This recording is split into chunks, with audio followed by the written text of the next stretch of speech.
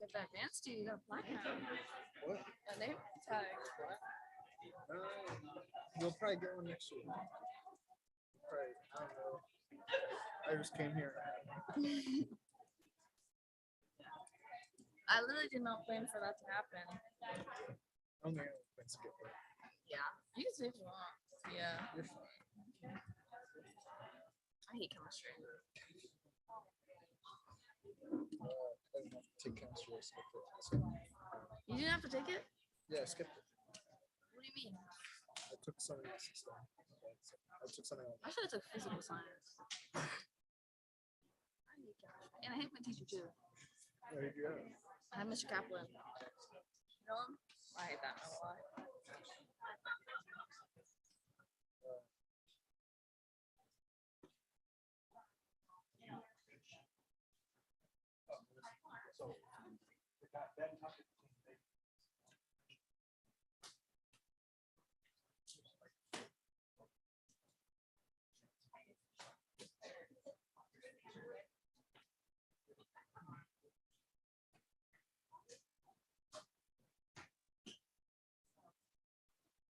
You excited to leave school?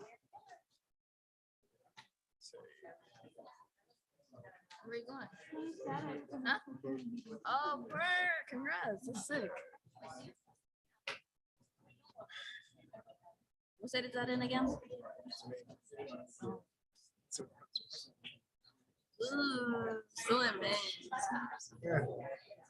I don't really care where I go. It's just if I don't have to pay a lot of money. Yeah, I don't like that. Let's go. It's a full ride. That's nice. I mean, you're a hardworking person, so yeah. You just sent them.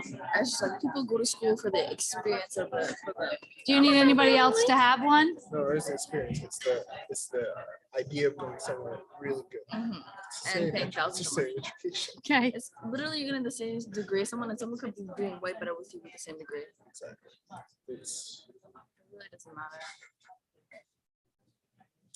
And then there's people who cheat their way to school with money. And they still end up like dropping out because of drugs and shit. there's two types of people. I don't get that. Jake, I invited Tiffany to the review of the applicants for tomorrow. I told her to work it out with Jim if it was gonna work. If not, then we'll look at them another time.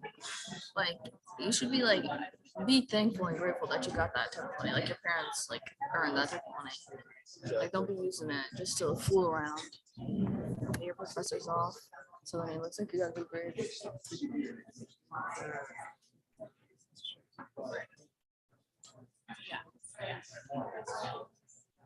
Luckily, I'll be leaving in 1 year. So. One more year to go. Do you want to sign those? Was this year easy for you or hard? Who are they for? Serious. Steps. Yeah, that might be Oh, yeah. Okay. This year students, they're always like, oh yeah, senior year is so easy. Wasn't That's a lot. Relax. Oh, This year is so bad. I don't know. Maybe it's just me. I do too many things. But Yeah, I see you in the yearbook. You're in like every single goddamn photo. For club. Oh. Like, damn. This man's involved with everything. Well, that's a good thing, too. yeah, it is. That's probably part of the reason why I got into college in the first place. But Yeah, you're trans because that shit's like, you gotta roll that thing. It's like a freaking Christmas list. But like, damn, this guy's really committed to life. Are you gonna do anything in college? Like, join stuff? oh, probably not as much. I ain't trying to be stressed like this. Oh, hell no. I'll join something. Just gotta figure out what that is. I'm gonna try to join a club next year. Probably get it. I don't know what club. It's something you like. Doesn't matter. I think newspaper. This newspaper's not bad. Teachers, chill. Who runs it again? Smart. I love Miss Martin. She's so sweet. Yeah, she runs that. She runs collage too. Yeah. So that's pretty good.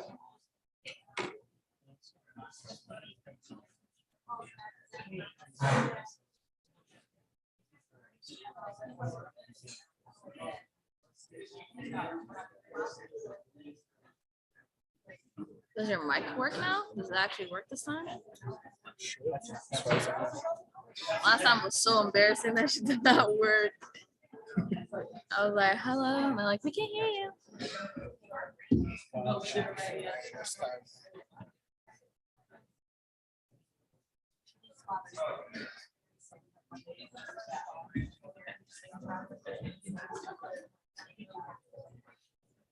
I'm pretty sure they tested it.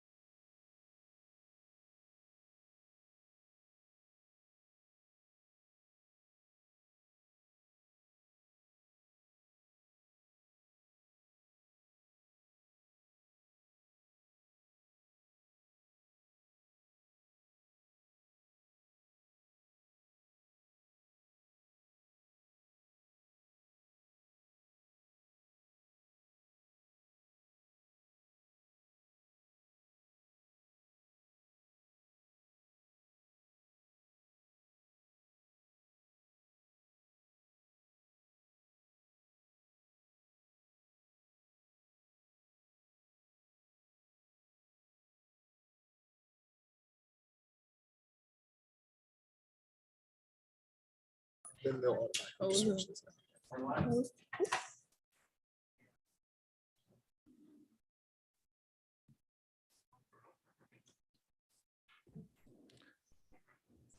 I'll call this meeting of the school board for the city of Lewiston, Maine to order for Monday, June 6, 2022.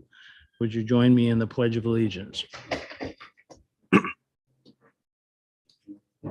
I pledge allegiance to the flag of the United States of America and to the republic for which it stands, one nation, under God, indivisible, with liberty and justice for all.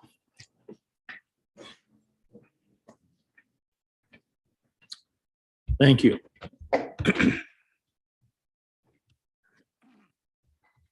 Next item on the agenda is introduction of school committee members. And we would start with, and our student reps as well. We'll start with Hannah. My name is Hannah Dwala, and I'm a junior at Lewiston High School. Thank you. Omar, senior. Karen Paquette, Assistant Superintendent. Janet Bowden, Ward 2. Elizabeth Ames, Ward 3. Jake Langlis, superintendent. Bruce Damon, Ward 1. Tanya Whitlow, Ward 4. Ashley Medina, Ward 5. Megan Hurd, Ward 6.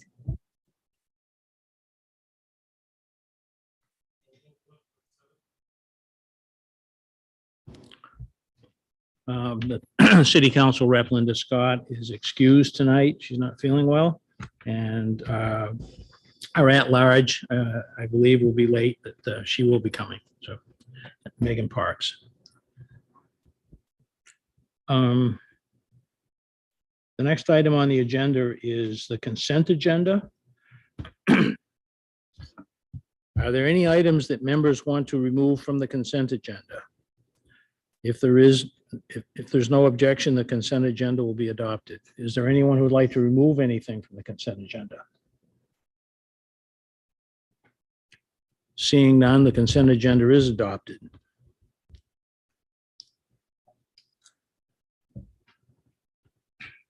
The next item on the agenda is to receive and potentially vote on the nomination for the new special education assistant director positions. Mr. Superintendent. I'd like to ask Special Education Director Kirsten Crafts to come up to the podium to do a little introduction of our nominee. Sure.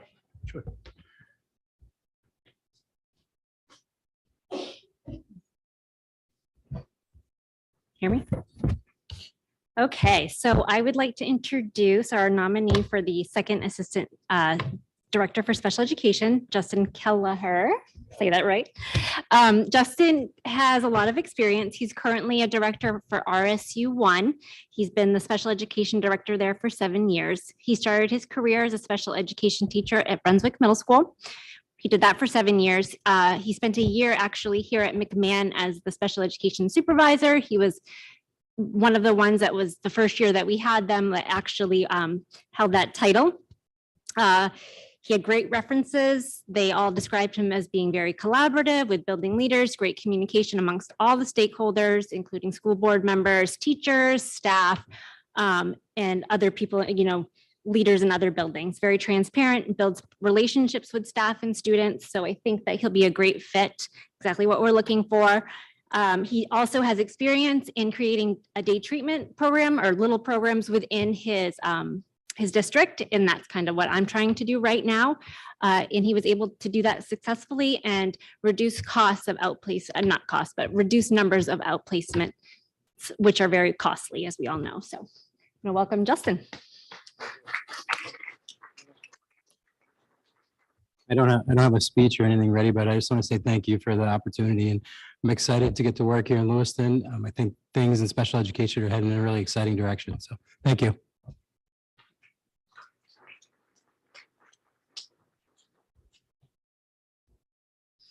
Could I have a motion to accept his nomination? So moved. Second. Moved by Janet and second by Megan Hurd. All in favor? Opposed? None. Vote is 7-0. Congratulations, Justin.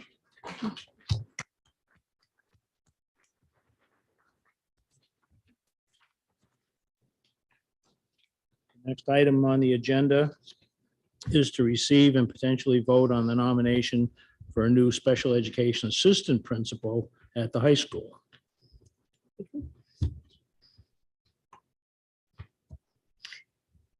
So this is Stacy Beveridge.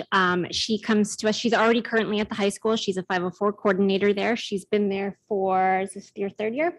3 years, yes. She does an excellent job. She takes care of all of the 504s, which we have about 140 right now. She organizes the meetings, runs them, and helps the kids throughout the building, making sure that they're getting their accommodations, following up with teachers, et cetera. This year, she actually approached me about taking on some more responsibility, and she helped out the middle school. She volunteered to do that, which was great, and is just really looking for more of a leadership sort of role. She started at the Maine Youth Center where she was an ed tech and decided that she really liked working with students with behavioral and emotional needs and decided to go get her special ed degree.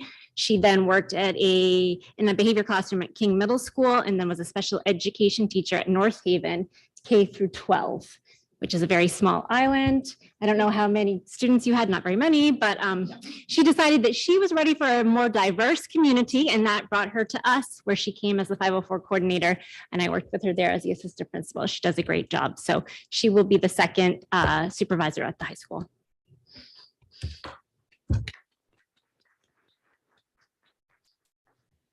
I also do not have a speech planned. I'm just also very thankful to be nominated for this position. I love working at Lewiston and hopefully will continue there. Thank you. Thank you.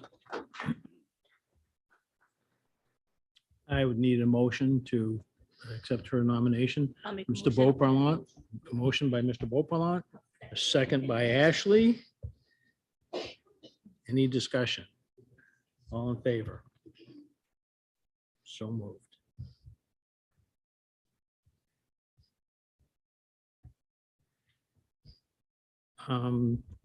Agenda item number 6 is to receive and potentially vote on nomination for an interim principal at Montello.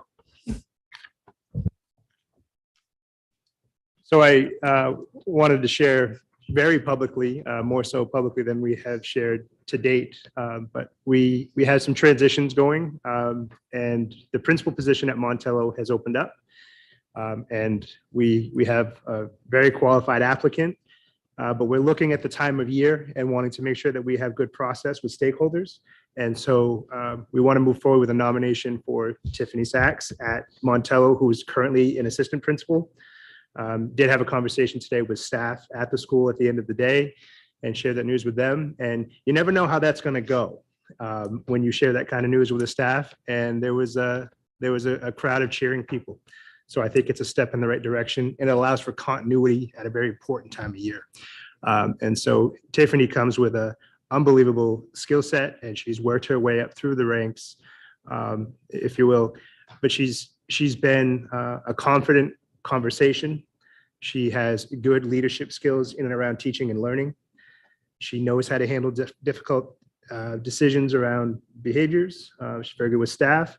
But I think more important to me is the number of compliments I've gotten from parents that when they work with her, they have good experiences. And so we look forward to her on-the-job interview, if you will, and looking at a process in the fall to really get stakeholders in the room and make sure we're making the very best decision for Montello that we can. But I am fully confident in her ability to captain that ship in the interim. Thank you, Jake. I really do appreciate the opportunity to serve in the meantime in this new capacity. So I've been at Montello for 11 years. I've served both as a teacher at Montello and as an administrator. And Jim's shoes are big shoes to fill. He is a people-centered leader. He really involves all stakeholders, and I hope to continue that legacy and really help kind of build that continuity, like Jake said, this summer. And I really value that process of really being thorough when looking for candidates in the fall. So Jim's made such a positive impact to the Montello community, and I'm honored to continue that important work. And I appreciate the opportunity to collaborate with you all in a new way and with all of our stakeholders to continue our collective work toward equitable outcomes. Thank you.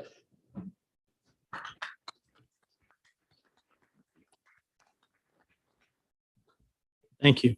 I need a motion So moved.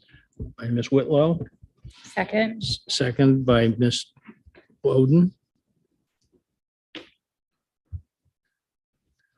Any discussion? All in favor?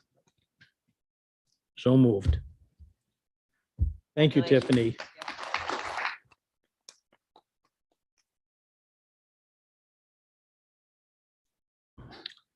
The next item, number 7, is an introduction of new special education assistant principals.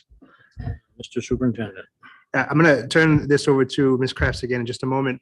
The reason that there's a bit of a split in some of these is last Wednesday, we did a personnel agenda as part of a meeting that the school committee had for a student session. An agenda did go out, but they voted to approve some positions because we were trying to figure out how all of these things trickle down. And so anything paperwork that got a little bit behind, it was hard to do by last Wednesday, but these folks have already been approved for these positions by you all, but we wanted to give you a chance to, for those who are available tonight, to see them and say hello and recognize the work they've put in and the nomination that they've received and have been approved. Yes. So 4 of them are here tonight. All 4 that we invited could make it. 3 others that were approved, Michelle Winslow, Michelle Russell, and Jim Cliff, are made lateral moves from the administrative contract. So they didn't go through the interview process, but these 4 ladies did. So if you want to come up, and I'll just introduce you all. So this is Jen Albert. She is currently at the high school. She's been at Lewiston for a very long time, from 2000 to 2015. She was a teacher, and then she moved to LMS for a year. LHS for a few years. Went back to LMS last year. This year, she has been at the high school serving in the capacity of special ed supervisor, and now will be the assistant principal for special ed, one of them. So this is Jen Albert, for those of you that don't know her. Next one is Jess Ritz. She is the supervisor here at Connors. She started out at Margaret Murphy as an ed tech and then moved to Fairview Elementary School, where she taught for 10 years. And she has been here since 2020. She applied during the pandemic and came over here, and she's loved it ever since, she says.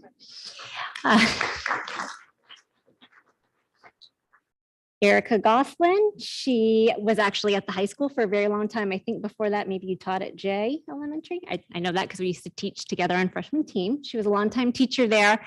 And then last year decided that she wanted to take on a leadership role, went to Montello, has done a good job, and she loves it. And now she has been hired to take that over as Montello Assistant Principal for Special Education. Carrie Jackson, she was an ed tech for 5 years, a teacher for 10, right? She's taught at Montello, she taught at LMS 2 years ago. And then this past year, she's been at LMS as a supervisor, and now she's gonna move to the assistant principal for special education, so. And I think that's it for me. Did you guys want to say anything? Anybody want to give a speech? Yeah. I just wanted to say something because it means a lot to me that I'm in this role. I feel like all of my best and worst times have been kind of here, and it's like a family. So it just means a lot to me. And thinking of Jake, like over the years, he was there. I would taught with Jake before I was married and had kids. I knew Jake when I got married and had kids. Jake actually wheeled me out of the high school when my water broke, and fun times, Jake. He loved it, and I feel loved here, honestly, though. And he was also one of the first people that I called when my husband passed away, and has seen me through a lot of tough things and really great things. And I love working here. And I know that school boards change over the years, but I really look to this school board and all school boards like you're part of my life. And I appreciate that. So thank you, really. Thank you, Erica. Thank you.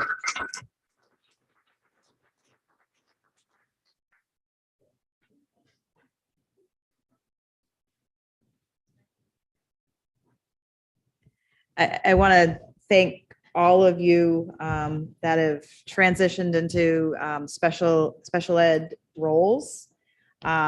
This is a really important, these are really important positions to this board.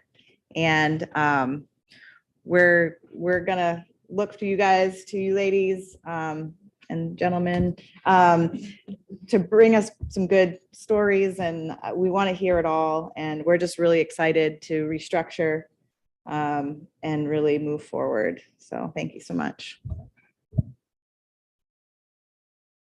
Anyone else?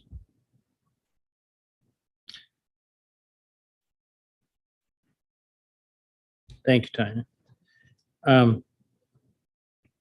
Item number 8 is introduction of new human resources director.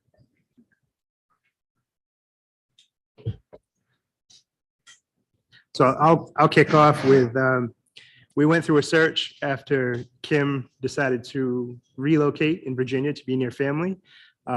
Kim is near and dear to us, so she still communicates to this day. And I'm going to say this on the recording, so hopefully she sees it, just in case she's looking, that her husband got a tractor at their new house and they're doing some repair. And she reached out to me to make sure that the model of tractor that they got was okay, because it's John Deere. As a tractor owner, I approved. And so Kim's is going to be some tough shoes to fill. And I think when we went into the interview process, we knew that that was going to be a hard thing to do.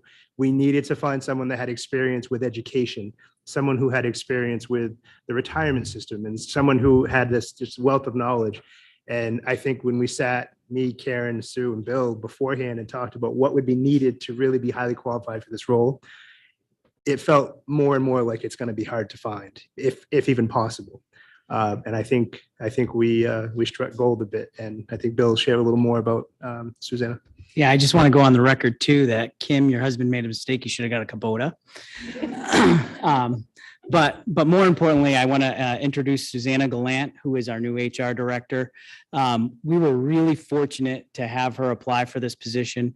Susanna has a great history of kind of starting HR departments in municipal government kind of things. She was with the county of Oxford County. And then she was with the town of Gray, and really kind of learned that role of what HR was, kind of having to teach herself and in organizations that didn't have HR departments. And then ultimately going right across the river, another Auburn person that we stole, but this one from Central Maine Community College. And she spent the last year there through a pandemic, being their HR director. So I'm very excited about it. It feels like we were like, when is this going to happen? The meeting got canceled. So I'm really excited to introduce her. I think she had a good first day. I wasn't around completely, but she seems to be fitting right in, and we're excited to have our HR director. So.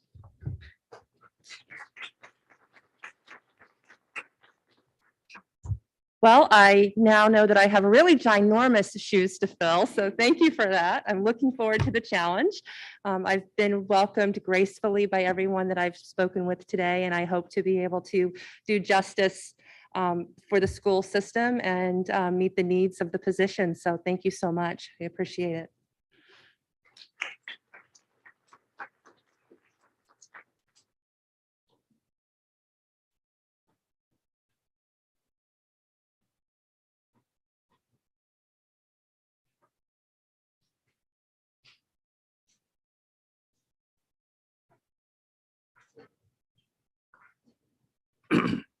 And Susanna, for the board, welcome aboard.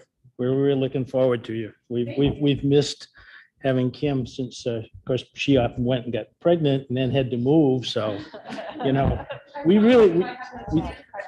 oh, that wasn't the point. I mean, but we kind of played second fiddle to that show. So, but welcome. Agenda item number 9 is introduction of the new technology director, Mr. Langlis. So I'll kick off with, certainly a very challenging thing. And I hate to keep saying this, but we've had some good people step away from us in very good ways, which I think as an organization is something we should be proud of. while it's hard to lose people, it's good to have them go in ways that they miss Lewiston Public Schools, or they've decided to retire and they do so in a great way. But we've had the tough conversation here about Dave stepping away, and we're very happy for him. Great man, all that he's given to our kids and community, and we've shared that.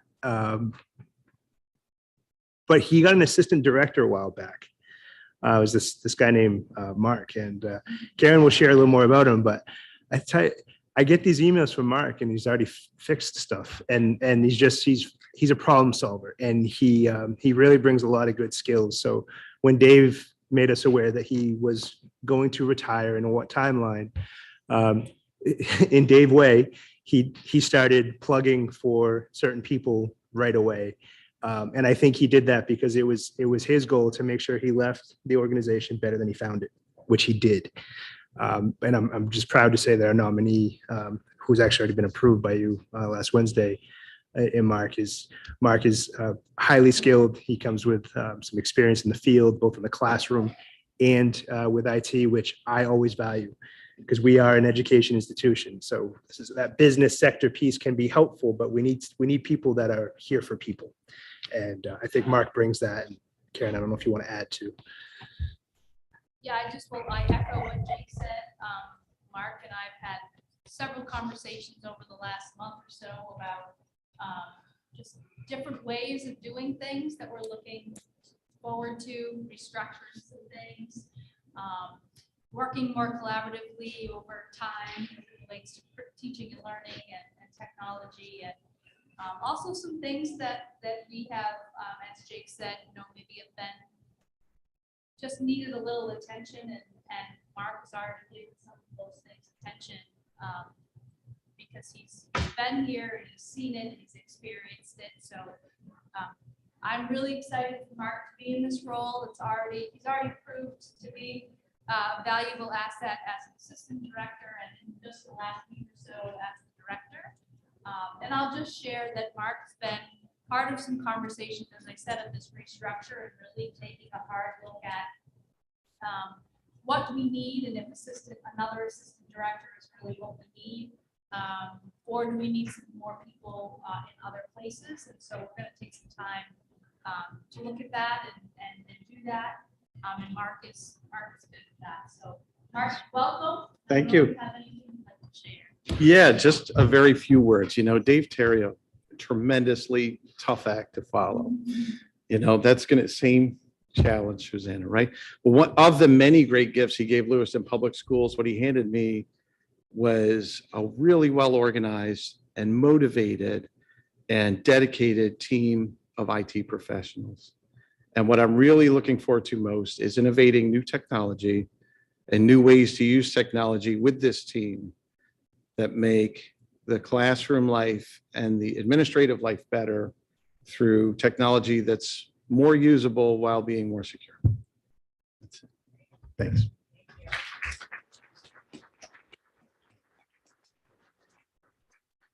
Thank you, Mark. And I would say welcome aboard, but I think you've been here, so.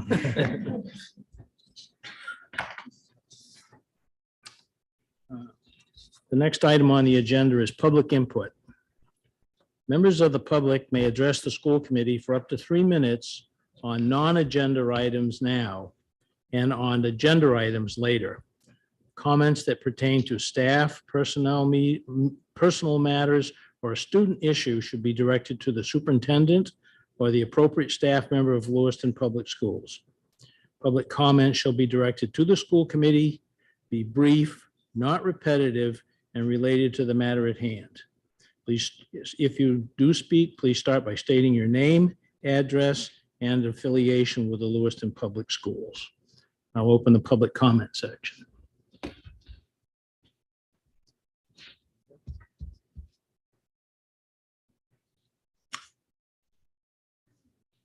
Well, I guess seeing no one running up to the microphone, we'll assume that we're all set, and I'll close the public session. The next item on the agenda is Lewiston Public School recognitions.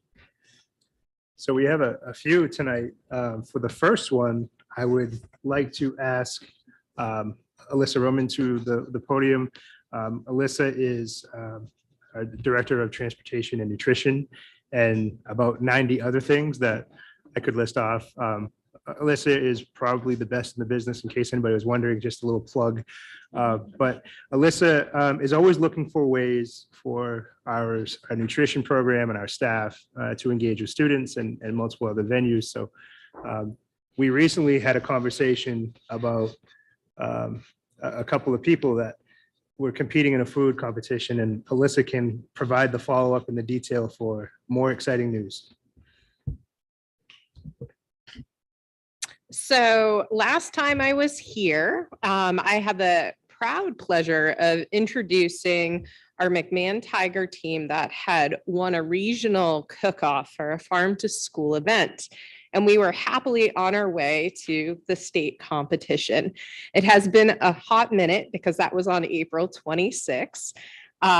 So we took our team, our small team, up to the state of Maine's cooking kitchen, which is in the Child Nutrition Department of Education's cooking kitchen, which is kind of nice. That's new in the last couple of years. And we competed against two other teams.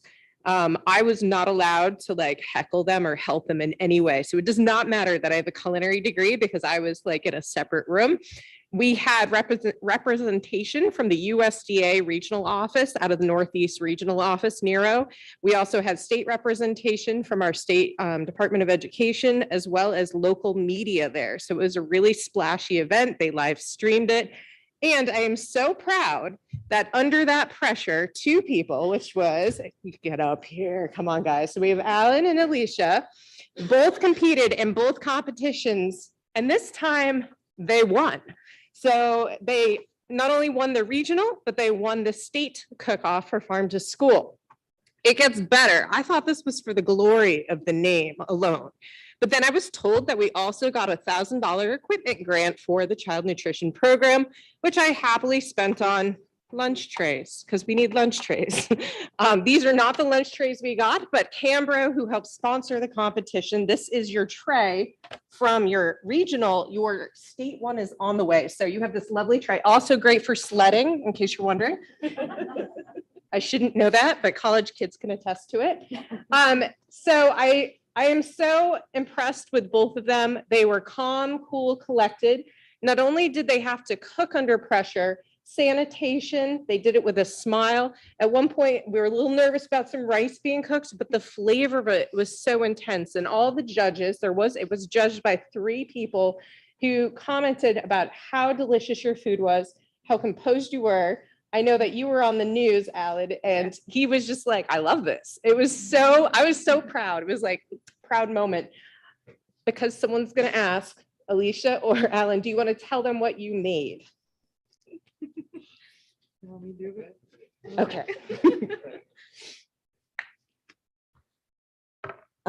So we had to do breakfast and lunch. Our breakfast was, sorry if I get emotional again. This was just a great opportunity. So we had 2 secret ingredients. Buckwheat flour was for breakfast and beets were for lunch. So for breakfast, we did a buckwheat biscuit with a cinnamon maple butter with some scrambled eggs with a little dill on top, with a fruit salad that consisted of berries. And then we also did a buckwheat granola on top to just give that contrast between the groat, which is the seed, and then the flour. And then we made some chicken sausage. And then for lunch, we did a kind of like a Mexican theme. We did a chicken soft taco with a lime cilantro rice with a beet salsa that we put in the taco and a corned beet salad. And then we made fresh fruit kebabs with a little drizzle of honey.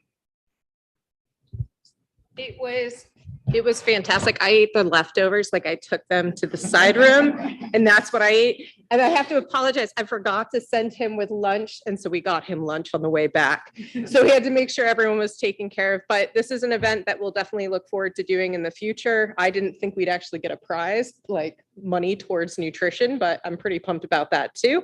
And I want to thank you guys both for participating, because that's not easy to put yourselves out there and do that not only in front of a group of people, but also media like the news. So thank you so much, both of you, and hopefully you'll do it again.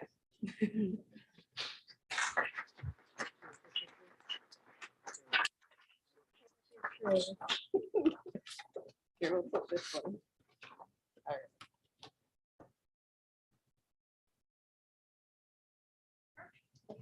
Good job. This heard. So I just have to say, I am a parent of McMahon. And my son came home halfway through the year this year and asked me if he could have some dollar bills. And I asked him why he wanted those. And he said because he wanted to bring them to school so he could tip the lunch staff because they are so great. So I just have to say that you guys do a great job. And when I was there for Teacher Appreciation Week, you guys were great and helpful. And let us use some fridge space, which I hear is like a real big deal. So congratulations again, and thank you for all your hard work.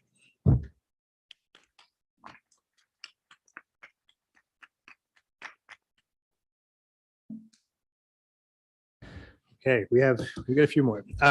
Next up, we have, and this seems like it's been in passing because we went up to Augusta to have the nominees' names be shared formally for the County Teacher of the Year, which is a pretty significant process. And through COVID and multiple steps, and then we were able to share that publicly when the announcement was made. And then the following day or days, we brought all of the students into the gymnasium here because the County Teacher of the Year resides here. And I need you to remember that since COVID started, we've not put all of our kids in the gym. It was special. It felt good. It felt right. But we had good cause. And Kelsey Bushy is the County Teacher of the Year for Androscoggin County for 2022. It's a major accomplishment. And Principal Ferrara, would you like to share any information about Kelsey? And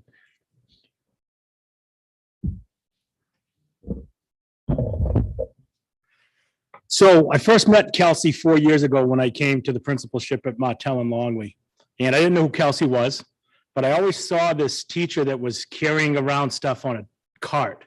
Because at the old schools, we didn't have art rooms and things like that like we do here.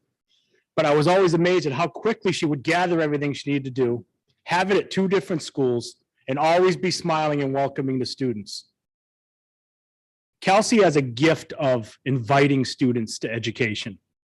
You know, we can present to students and at students all day, but to invite them in and meet them at their level and make them feel like they're a part of that program and part of a program where you can see that this person is gifted in art and I may struggle, and I am just as proud and happy to get my thing back to hang on the refrigerator because my teacher has shown me how important that is and given me a reason to try harder next time. Kelsey's a gift, and I couldn't be more proud to have her on my staff. I've been to those same events that, you know, Jake has been at, and she's very humble. It's hard for her to come up and speak in front of people and things, but she does it because she knows that when she has that stage, it's important to use it to better our students in our school. And as we move forward, this is our second Teacher of the Year out of this particular staff. We had another in 2017 with Nez Griffin. This paves the road for our next one, and we will have a next one. So with that, I would welcome Kelsey Bushy to the podium.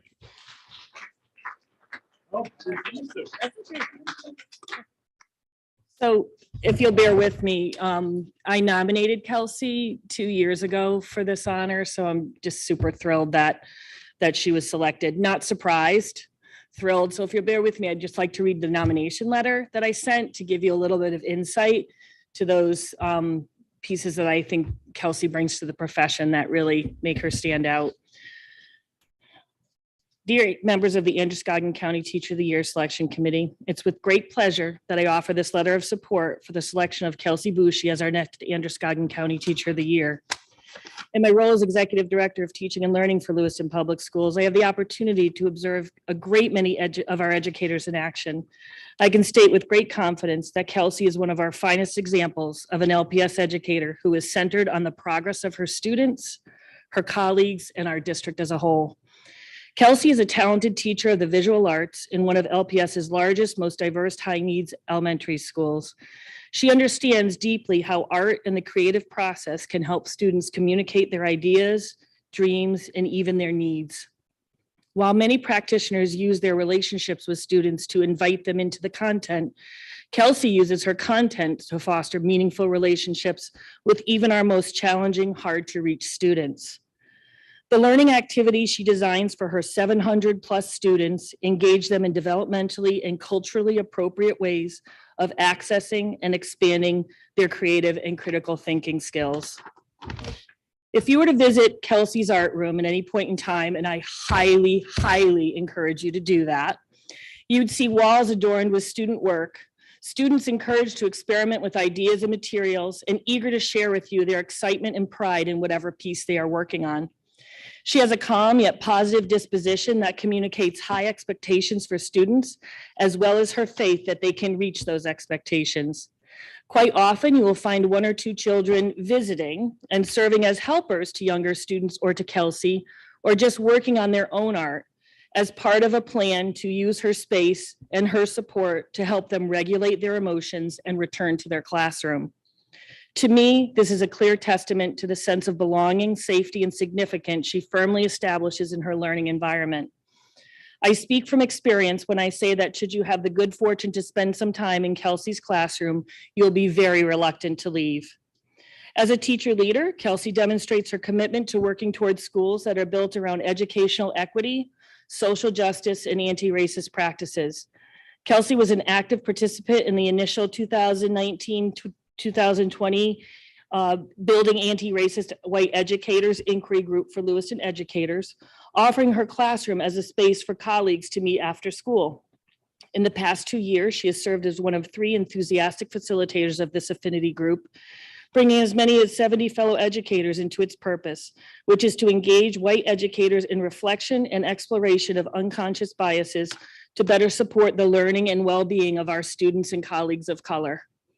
Kelsey also works closely with the Connor Civil Rights Team, the first student group of its kind at the elementary level in our district, and has offered professional learning sessions for LPS staff on supporting student holidays through the Lewiston Education Association's Human and Civil Rights Committee's Social Justice Learning Series.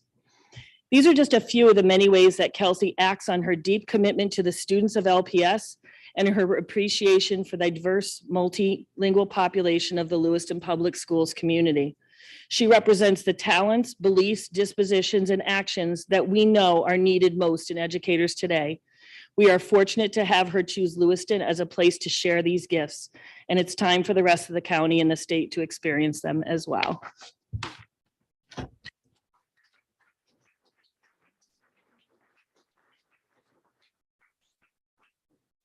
Okay, I don't like to speak, but I need to get used to it. So I did write a small speech. Thank you for the recognition tonight. I like to call myself a 3rd generation LHS graduate because my parents and my grandparents were all Lewiston people. So as a 3rd generation LHS graduate, a McMahon parent, and a Connors teacher, it's very clear that I believe in our schools and our community. This district has taught me that teaching is not just what I do, it's what I am. Believing in this district is more than just believing in our kids, though. To me, it's about amplifying their voices and affirming their identities in the classroom so that they believe in themselves. And when they do, they can achieve great things and be thoughtful and contributing citizens, human beings who can engage with everyone in their community. I hope that this new platform can help take Connors and the district to new heights.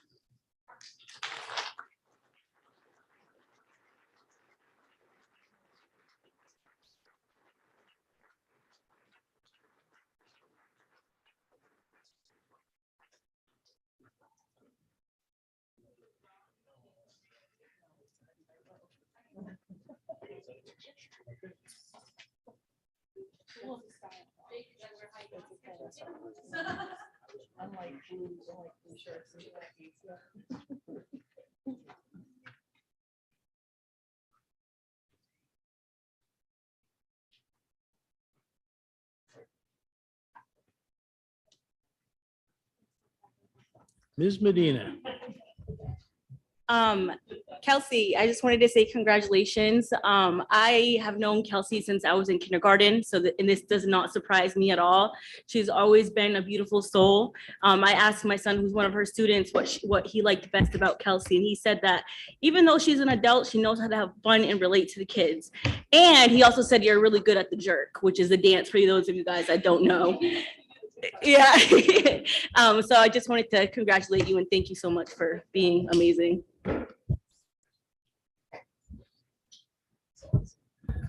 Thank you, Kelsey, for everything. Next up, we have something that we've not done, and we're just going to do it tonight, and we'll hopefully get better with it over time. But we've grabbed a retiree here and there because of some purpose, but I felt it was time that we invite them all to the school committee to thank them for their years of service. And so we have several that were able to join us. For those who were not, I'll connect with them so we can make sure they have a little token of appreciation from Lewiston Public Schools. But if you could, as I call names, please come up, and I'm going to read through the whole list that we have. And again, for those who are able to make it, if you could please come up to the podium, it'd be appreciated. Janine Cole from Lewiston High School, Linda Copus from Farwell, Bonnie DeShane from the high school, Mr. Mark Dolph from the high school, Terry Dussault from Geiger, Tracy Smith Goodwin, teacher at Farwell, Renee Gray, teacher at Lewiston High School, Lori Haynes, teacher at Lewiston High School, Linda Hayes, food service manager at Farwell, Peter Hutchinson, school counselor at the high school, Ann LaJoy, duty aide, and so many other things from Lewiston Middle School. Diane LePage, custodian at Dingley, and takes good care of me, or did until just recently. Patty Sarrazin, who worked at the Green Ladle through LRTC. Seiko Steev, custodian LHS. Dave Terrio, who's not here tonight, from the Dingley Building and IT Services. Vicki Wigman, who we've recognized for her efforts. Tyrone Wilson, custodian at the middle school. Lisa Chassie, teacher at the middle school. And Sandra Leone, clinician at Geiger. Those are the names that I have on this list, and I really hope it's comprehensive. We've not done this before, so if I've missed anyone, I apologize, and we will make it right. But because we do have a few here tonight, I just want to extend my gratitude to all of you for your many years of service. And Sandy, I don't know you overly well, but Cindy made it a point to call me this weekend to tell me just how meaningful you've been to the kids that you've worked with, and as a phenomenal colleague. I'm fortunate I could speak to Diane and her just character and personality and humor and just doing a good job on top of it all. And Mark, I've known you since I started at the middle school just a few years ago. I don't know how many years it's been now. Mark has a longstanding tradition of working with students, not only at school, but also with part-time jobs outside of school. And he's always been able to carry such a powerful demeanor with the kids and can get the most difficult and challenging of kids, especially in moments of weakness or vulnerability or mental health. And he's a presence that is soothing and has such an ability to get students back on track. So to all three of you, thank you for everything.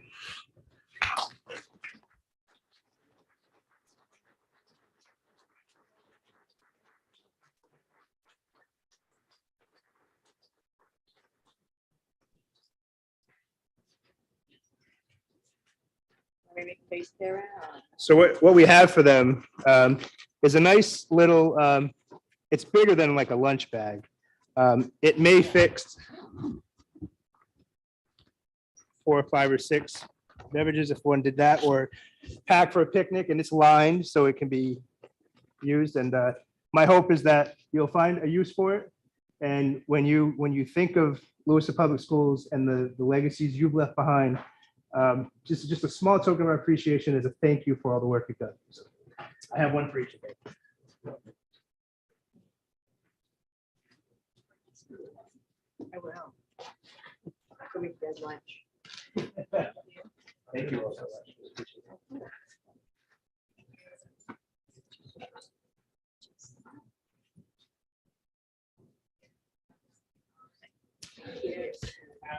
Thank you all. Mark, it's good to see you. No, no, I'll be-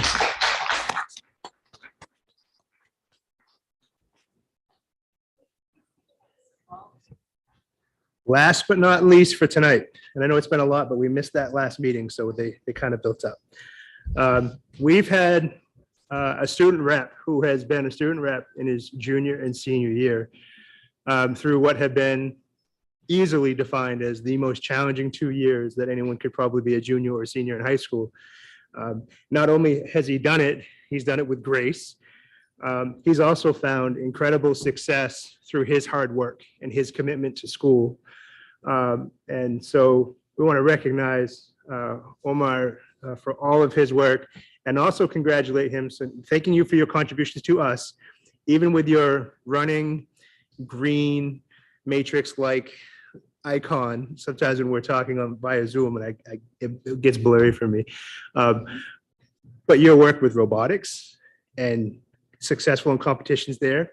And just to speak to his acuity and his academic success, Omar, would you mind sharing where you intend to go to school? Earlier this year, I received an acceptance through the Questbridge program to go to Bowdoin College before I.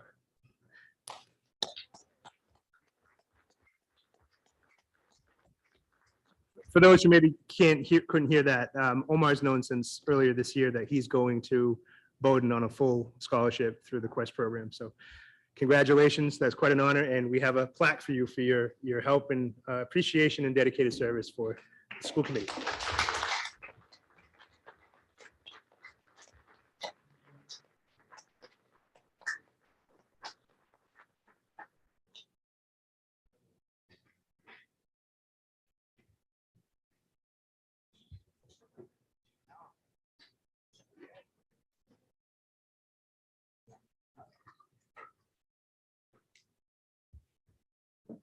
If I could say something, just thank you, all of you. Honestly, the last 2 years has been really fun. I feel bad that I haven't made all the meetings that I could have, but the ones I have, it's always been super informative and just always a great experience. And I hope you guys have a good rest of your term, or however I would push that. Thank you all very much. Appreciate it. Thank you, Omar, and best of luck. Now, I know we did a lot of recognitions tonight, but I think it speaks to our schools and the work that's happening. We have so many very talented, very committed, very successful people in our organization. So I'm just pleased to have such a fantastic team. And that's all I have, Mr. Chair, for right now for recognitions. Thank you, Mr. Superintendent. That being said, we'll move on to lucky item 13, to receive an update on the 21st Century Program. So we have Jan Carter coming to the mic to share some information, some exciting news recently, and just an update on how programming is going. Can you, is the mic on or I have to turn it on? Yeah, Okay. we can hear you. I get really nervous when I present to the school committee. So I'm here tonight to let you know that I think you know that we have 21st Century programs at 6 of our schools, all the schools with the exception of Montello. And we had to apply for a continuation grant. 21st Century grants are 4-year grants. So every 4 years we have to reapply for the money. We reapplied for Geiger and McMahon and we were awarded that grant. So we will continue to have 21st Century programming at Geiger and McMahon for another 4 years. So that's really good news. It's a $240,000 grant. Our programs at Geiger and McMahon are amazing. Our staff are amazing. Our kids are amazing. There's a high demand for after-school programming at both of those schools. We have a waiting list that's as long as the number of spots that we have filled in the program at both schools. We have after-school and summer programming. So just super happy and relieved to know that we will be able to continue that program, those programs. And also really exciting is that next year will be the first year I've been working here. This will be it's almost 10 years coming in November. And I've written the grant 9 times, and this will be the only year coming up that we won't have to write any grants because we have 21st century money for all the schools that we need it for. And we'll have after school and summer programs for all the schools that we need it for. So that's really good news.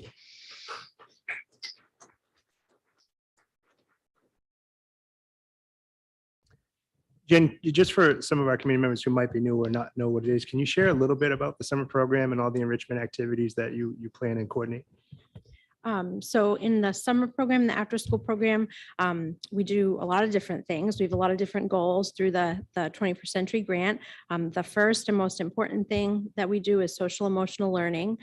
So every day in summer and after school, the academic period begins with a circle. The students sit in circle to build community with each other, to learn leadership skills, and also to solve problems. If a problem comes up in the community, they use the circle to solve that problem. We do STEM and literacy enrichment. Every single day, the kids are doing a STEM activity. They're also doing a literacy activity, and often it's the same activity because we only have one hour of academic time. Every week, they do nutrition education. Every day, they do physical activity. Every day, they do a leadership activity. What am I missing? Oh, and every week they do visual and performing arts.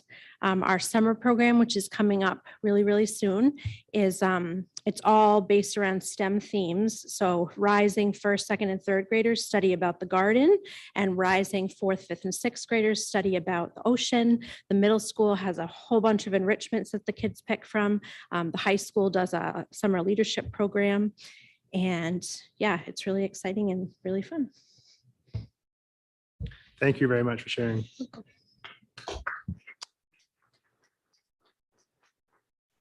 Does anyone have any questions for Jen? I don't really have anything to say, except I hadn't seen you in a while. I feel like it's been a couple years since we've seen you. So it's nice to see you. Thank you. Nice to see you too. You're welcome. So Janet is on the agenda for the next two items, so she probably could hang tight, and she's here for a couple of field trips.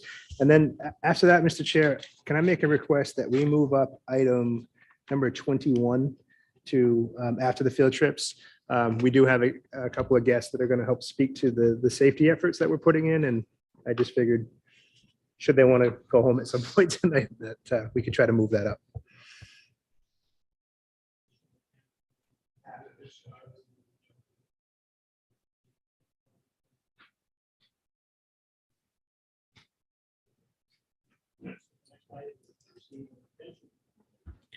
The next item is to receive and potentially vote on a field trip request to Freeport for the LL Bean Discovery School for Geiger.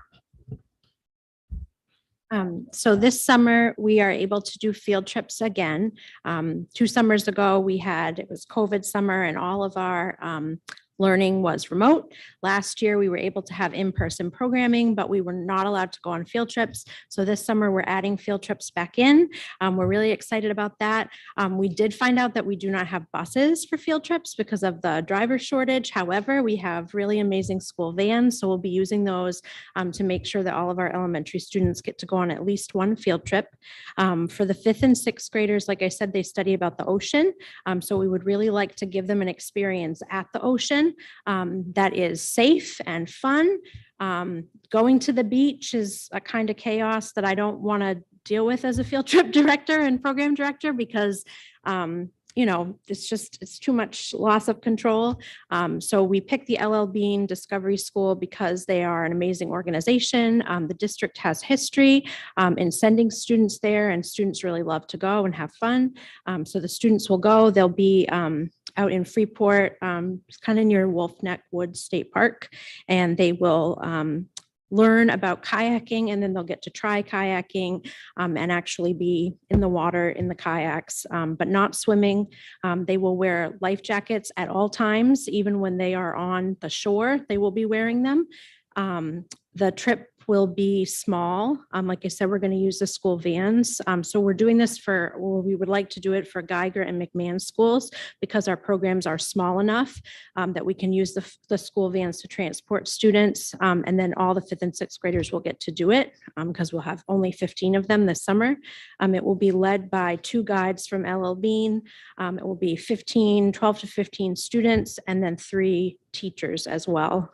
So the adult to student ratio will be 1 adult for every 3 students. They'll wear the life jackets at all time.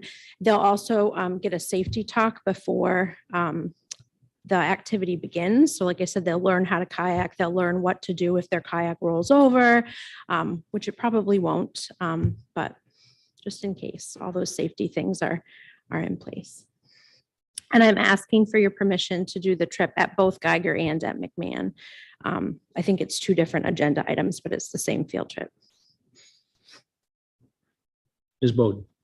Thank you. I just want to say that I have done a Elevation Discovery School class before, and it's extremely informative and extremely safe. And I have full confidence in this.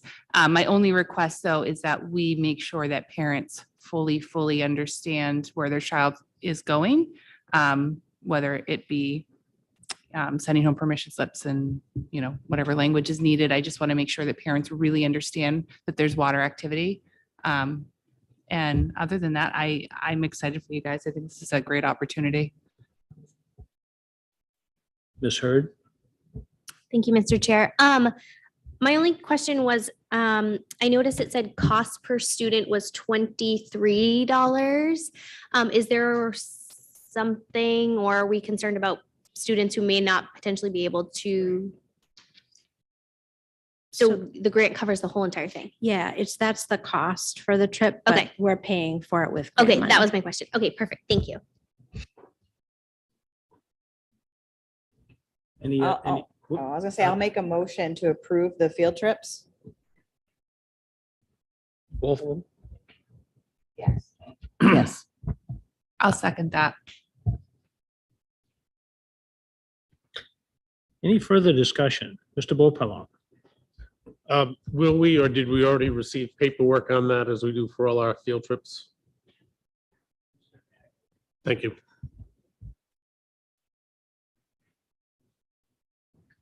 Any other questions or discussion? Yeah. Ms. Whitlow.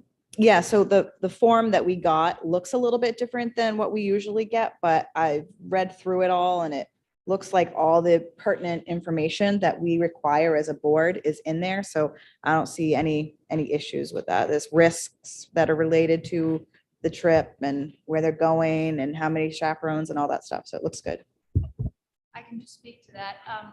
The Teaching and Learning Office is actually piloting an online form for field trips and to hopefully reduce the amount of paper we use, but also the number of forms that need to be filled out by the person requesting it. And we actually asked Jen to test it out for us for her summer field trips. So you are actually seeing the result of that. And I hadn't even realized that that I probably should have shared that with you before, but yeah, so Jen is testing that out and has been giving us some feedback on that. So you should hopefully see more of these in the future because we won't be doing the paper handwritten versions anymore. I would love to see if we're tweaking it. You know what? Let's vote and then we'll go back to that.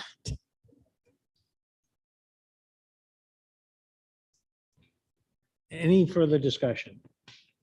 So there's a motion been made by Ms. Whitlow and seconded by Ms. Bowden to approve both of these trips for the students at LL Bean.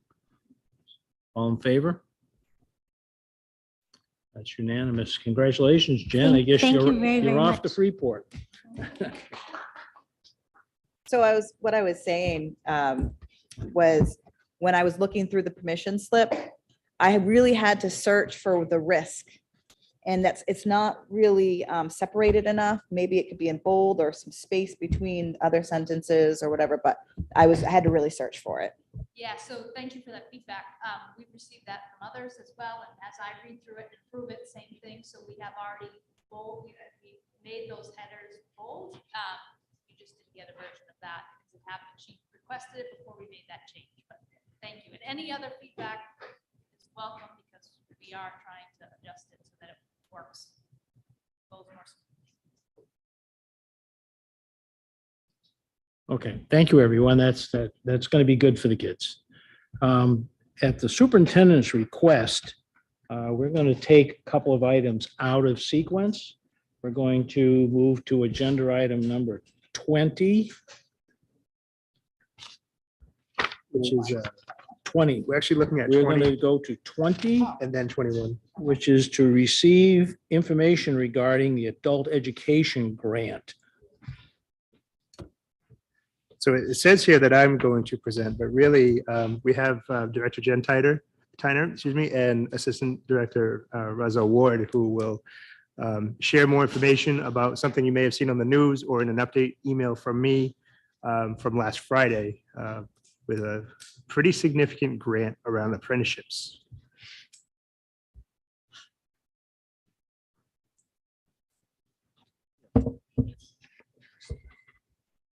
Is the mic on? Excellent. First of all, I want to thank everyone for the opportunity to come and share this wonderful news with all of you. Lewiston Adult Education we're very pleased to share that we were one of 14 organizations that was awarded an apprenticeship grant that is from the Maine Jobs and Recovery Plan. Some of you may have seen some of the press conference coverage on Friday and Saturday. Governor Mills actually came to the Adult Learning Center to present us and the other recipients to make the announcement. And we're happy to share that we have been awarded $1.3 million to develop pre-apprenticeship through apprenticeship programming. With this grant, we're going to develop apprenticeships in the fields of healthcare, construction, and manufacturing. And I wanted to share just a little bit of language about the grants and how the grant will be used. So the state goal of this work is to more than double apprenticeship opportunities and to strengthen Maine's workforce. And we'll do this by providing education and training and work experience in high demand and technical trades. Lewiston alone plans to use these funds to establish 150 new apprenticeships and over 300 new pre-apprenticeships throughout the duration of this grant, which will run through 2024. So our goal is to collaborate with local employers to establish these apprenticeship pathways, and we will target for recruitment youth age 16 through 24, unemployed, women, individuals with disabilities, Black, Indigenous, and people of color, and those in our community who are justice involved, with the hope to help to educate, train, and move people into high demand and high wage jobs. So we just wanted to come and make that announcement to all of you and to celebrate in our very happy news and success. And I asked Razel to come and be part of this announcement because it would not be right for me not to acknowledge that Razel was incredibly instrumental in making this happen for our program and our community. In fact, she'd only been on the job for less than a month when she started working on this grant application. So thank you, Razel, for all of your hard work. And do you have any questions?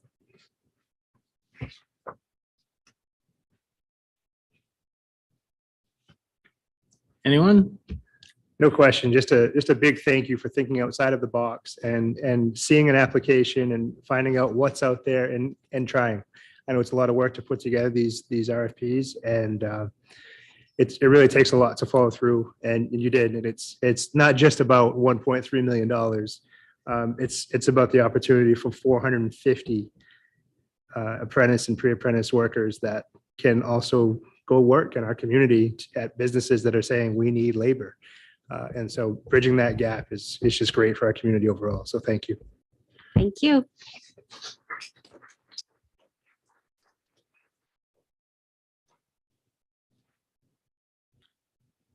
Okay. Move on to Item 21, which is to receive information about avoid, deny, and defend.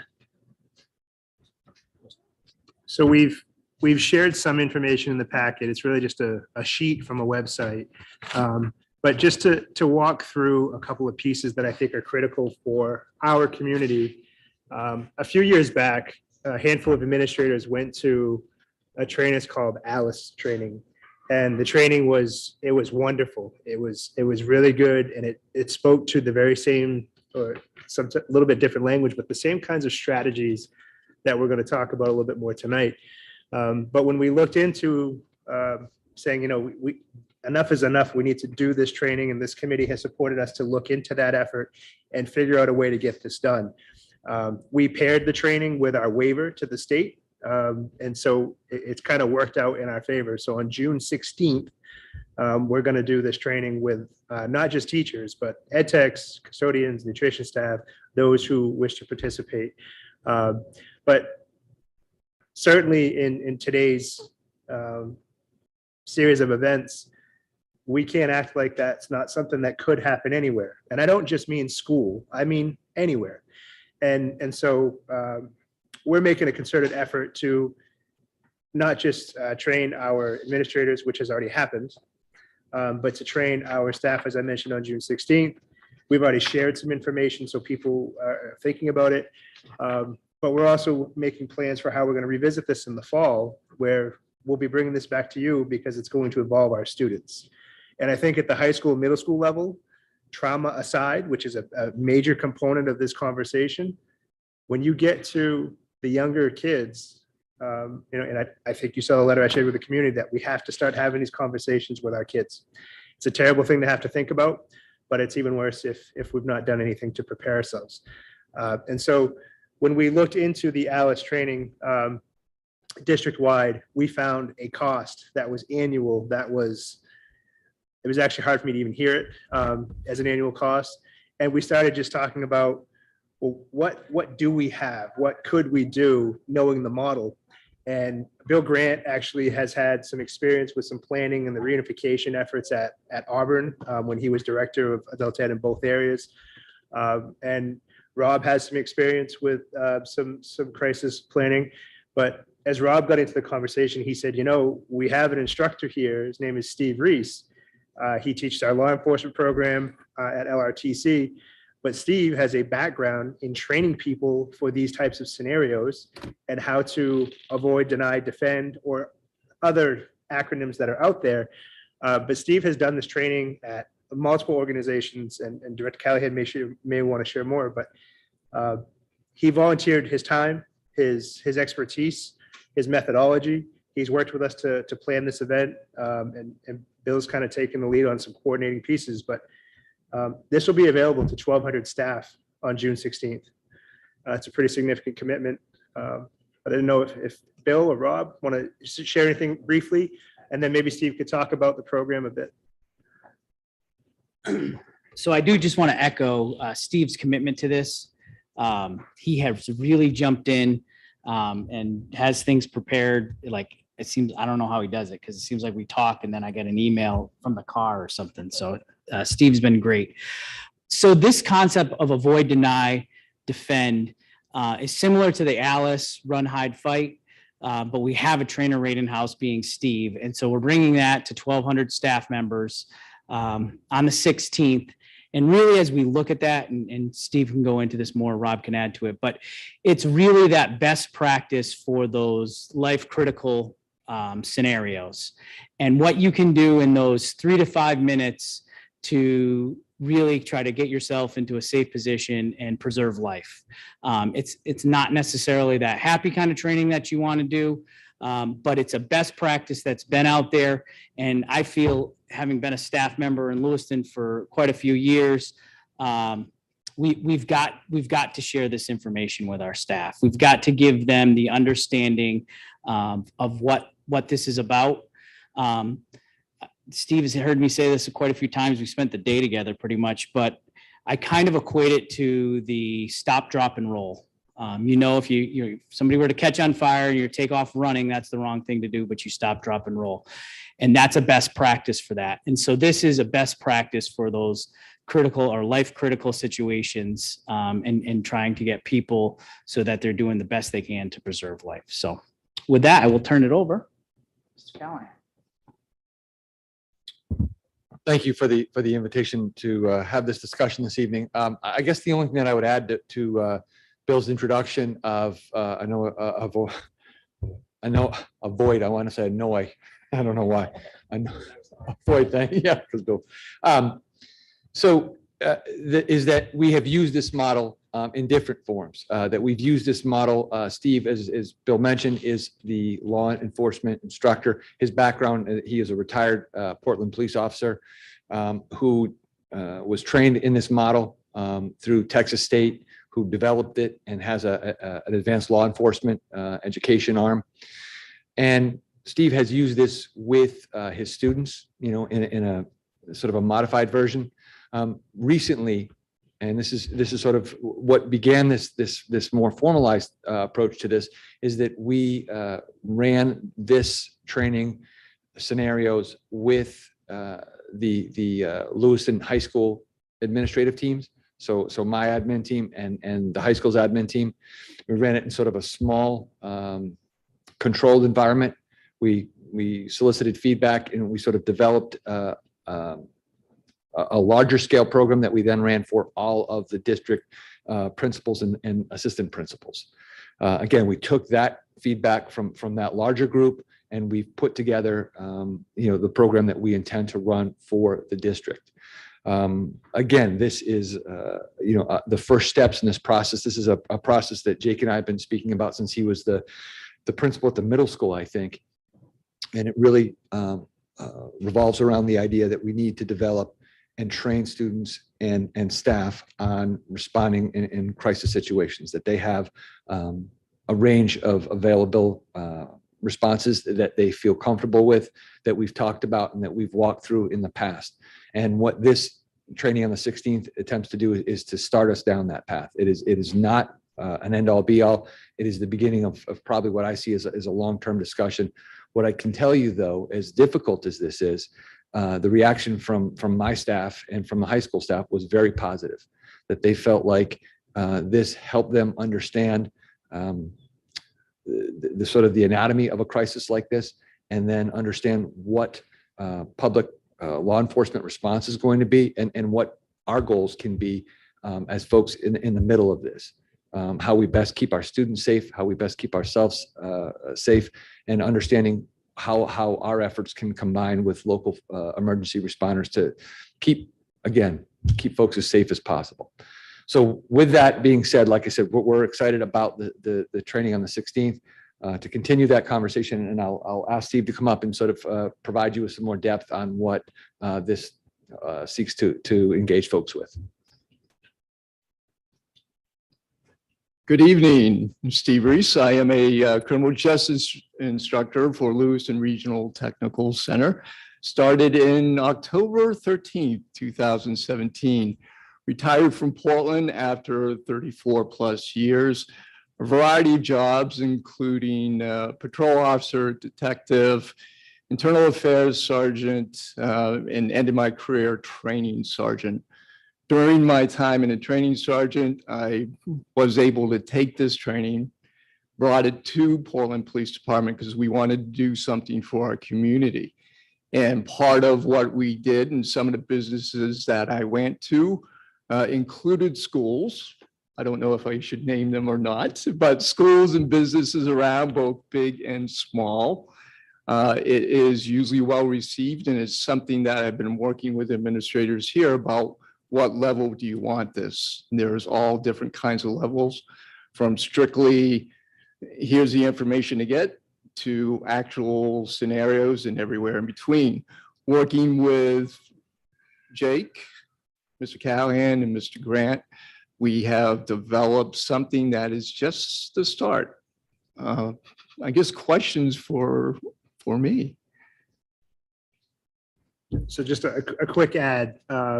We have worked with law enforcement on this, Lewiston Police Department, Sergeant Landry. Sergeant Landry and Chief St. Pierre have been connected to the conversation. Our SROs are in the conversation. And so we're looking to make this first level of experience informative for people. And I'll be a little matter of fact that I think it's important that adults know what their options are so that we can command situations with our kids, but it's also important that kids know. But in part of that, and it's not sugar-coated, you need to understand how law enforcement is going to respond also. And I think that it's been an important part of the conversation for people to realize that obviously that these kinds of situations are as real as it gets. You have options. You develop a system of thinking to keep yourself as safe as possible. And that system of thinking goes with you everywhere you go. So if you bail out of a school and there's some other danger, that you still use the same thinking to work through that situation.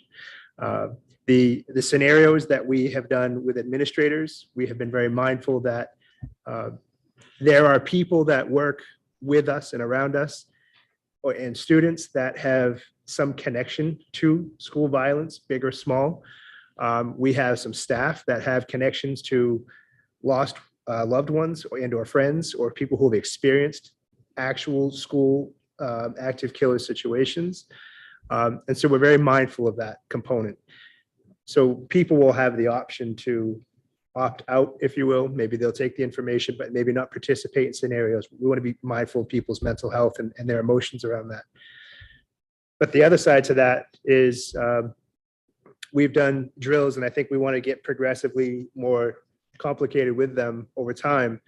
But the drill we did with administrators, and I won't use names, we went through multiple scenarios. So there's a shooter and your only option is to barricade the room. So they close doors, they use belts to keep them from being able to be open, stacked desks, broke blinds at the technical center, and a flagpole because someone was going to use it to actually get robbed because he was the person carrying out the scenario. But we also had law enforcement there, someone who would take that tactical response of if a call came in, it would be roughly this much time, which we know, and that person would enter the school immediately. Law enforcement it's not really a big, long strategy. They may have some tactical things they do that we're unaware of, but I can tell you that Lewiston Police Department's plan is to absolutely enter a building or wherever there's danger and put a stop to that danger. That is absolutely their plan. But I think people need to hear that and be ready for it. The second scenario we did was really around that there's a void piece and there's the deny piece, and then defend was, and Steve did a good job building up the scenario so that they piece together. So at the end of the scenarios, you had people prepared to at least have practice to get away if they can, to limit entry or access to the space, but also be prepared to not just to defend yourself, but to attack. And I think Steve used a phrase, don't fight fair. This is about livelihood, and you need to be prepared to do whatever you have to do to neutralize, isolate, and again, whatever you have to do. And so the scenarios were good. And then at the very end, we had another scenario, but it wasn't anticipated. And I'll spare you the details because I think it's a valuable thing to do in the future with our staff, definitely. But we watched people respond very poorly. People who had just gone through scenarios for training. It is a traumatic, scary, shocking type experience. And we have to practice these as a school. For as long as I can remember, we've done what we call lockdown drills. And if we had a lockdown drill in this cafeteria right now, we'd all run in that corner and turn off the lights or something. And what they've done in research is realize that there's tons of schools that this is the plan. Get in the corner of the room and shut off the lights. Close the door, lock it if you have time. And what we found through the research and the different studies, and this is from Alice, this is from this program we're looking at. When you do that, if an active killer comes into that room, everyone will be killed. Everyone. And so when we hear these terrible, terrible things on the news, I struggle to even think about it. we have to be ready. We just have to be. And so this series of steps will help us be more and more prepared. We've shared language so far. The way we're going to do the training, Steve's going to actually help with put together a video. I'm also going to include a message to go first, because I think that whenever we do this kind of training, we have to be careful that we're taking valuable time to do a valuable training, but there's lots of things we could be doing with that time. And we can't forget that some of this work is really about what can we do to avoid these situations from ever happening. And so I'll be bringing that up before the training to talk about how we treat each other, how we treat our kids, how our kids, if they have a place to have those healthy relationships, that friendly person, that positive person in their life, they're less likely to become a lone wolf scenario where they attack a school. And so I think that we have to preach that too. The relationships is a very important piece, and we can't forget that.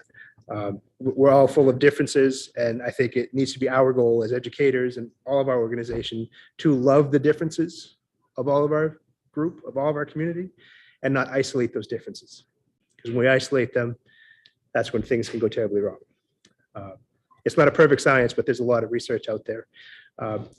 Steve's been very good and supportive. So Steve, I want to thank you in front of everyone and just wanted to share this out loud. So you had an idea of what is this thing we're about to do? What does it mean to take on these strategies of avoid, deny, defend? And then put you on notice that we'll be talking more about this as we do these scenarios and learn from them, because we have to have tough conversations with parents in the fall that we're going to do this with students all the way down to the littles. And that's where it gets more complicated, I think. Ms. Hurd. Thank you, Mr. Chair. I have to say that I'm so happy you were here. I could probably kiss you all. When I was first elected at our first workshop, I came to Jake and I said, my most important number one is we need to figure out something to do if the scenario happens. And I think Jake and Bruce were probably sick of my emails, like, when is this going to happen? What are we doing? What's our plan? How do we get this in motion? So I'm so happy you're here. I'm excited for our staff to learn. I am excited for our students to learn. I have a kindergartner at McMahon, and I have had that tough conversation with him that if this happens, you get out of that building no matter what. I don't care what anyone tells you, you go and you meet your sister, and this is what happens. And it's hard and it's scary, and they ask me about it almost every single day. But I would rather them know and be prepared, and our staff to be prepared, because I know that they would lay their lives on the line for our children. And so I just want to say thank you. And I'm excited to see what's to come from this. So yeah. You're welcome, and thank you. Others with questions for Mr. Reese? Thank you, Steve. You're welcome. Thank you, Steve.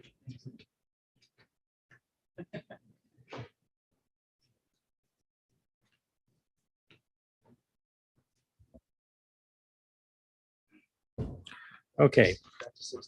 We will go back to item 16, which is to receive and potentially vote on a second reading of the following policies.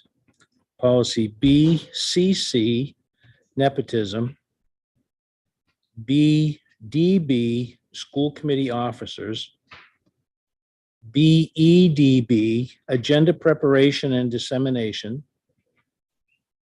BEDD, rules of order. BEDH, public participation at school committee meetings. And BG, school committee policy process. Ms. Paquette, I guess you have anything you want to add to this second reading? No, these were all, we did a first reading at, I don't know, a couple meetings ago, I think. And there was no big changes. We just needed to bring them back for a second. Ms. Whitlow? Yeah, I was actually going through the nepotism one, and if you notice the definitions section at the top of nepotism, BCC A, it says immediate family means spouse, brother, sister, parent, son, or daughter. And to be consistent, I feel with the rest of the policies that we're changing, that that having brother, sister, or son, daughter, maybe should be sibling or child instead of saying one sex or the other, I think, because of how we're changing all the rest of the wordings. And I don't know if we want to go through the rest. I didn't really look at the rest of it. And I probably should have said something earlier than on the second reading, but I don't, does everybody agree with me there? If that's the way that we're going with our policies? Ms. Bowden? No, I would agree. And I also think that you should also have, or you say spouse, it should also say partner as well in the language.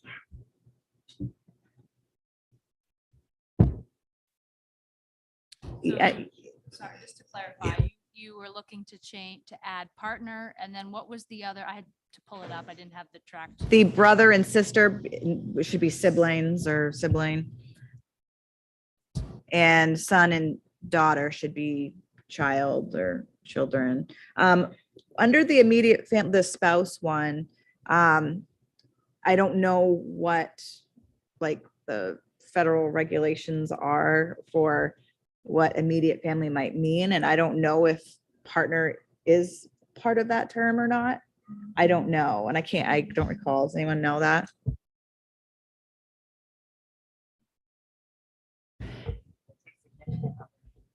So that, yeah, because I think this, I don't know the right phraseology. I think you're raising an excellent point, but I would say that this is a nepotism policy, and it doesn't have federal implications from a place of insurance or benefits, that kind of thing. I do think we should look at that language. So it wouldn't matter. We could put whatever term we really want there, and I think partner or something different would be great. So that being said, would you like to set this particular one, nepotism, aside, bring it back for a second reading after it's been revised? Yeah, and we have a policy meeting tomorrow, so maybe we can just run through it real quick and make sure there's nothing else we need to change. Okay. That being said, I guess I would entertain a motion on the other, let's see, 1, 2, 3, 4, 5. There are 5 others that have been listed. If there are no other changes or amendments to those, we need a motion to second reading. Ms. Bowden? Yeah, I'll make a motion to approve B through F that you read off in that grouping of policies. I'd like to second the motion.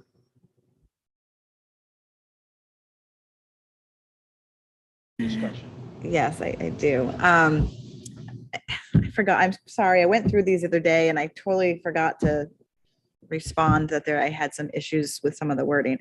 On the policy BEDH, the public participation at school committee meetings, I did notice that we crossed out regular, special, and emergency meetings where so now it will read all meetings of the school committee are open to the public, except that, okay, I'm sorry, I misread it. I was thinking that they could participate and comment at each meeting, but that's not what that's referencing. So we still have that guideline that just because it's a public meeting doesn't always mean that public comment is welcome at those specific meetings. Okay, so never mind, nothing needs to be changed there.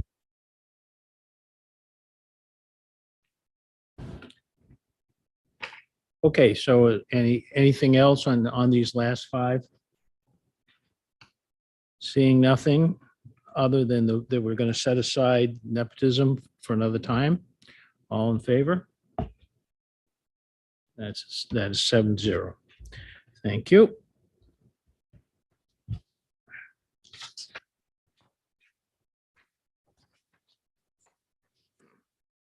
The next item on the agenda, number 17, to receive and potentially vote on a first reading of the following policies. BDG, School Attorney Legal Services. BEB, School Committee Use of Social Media.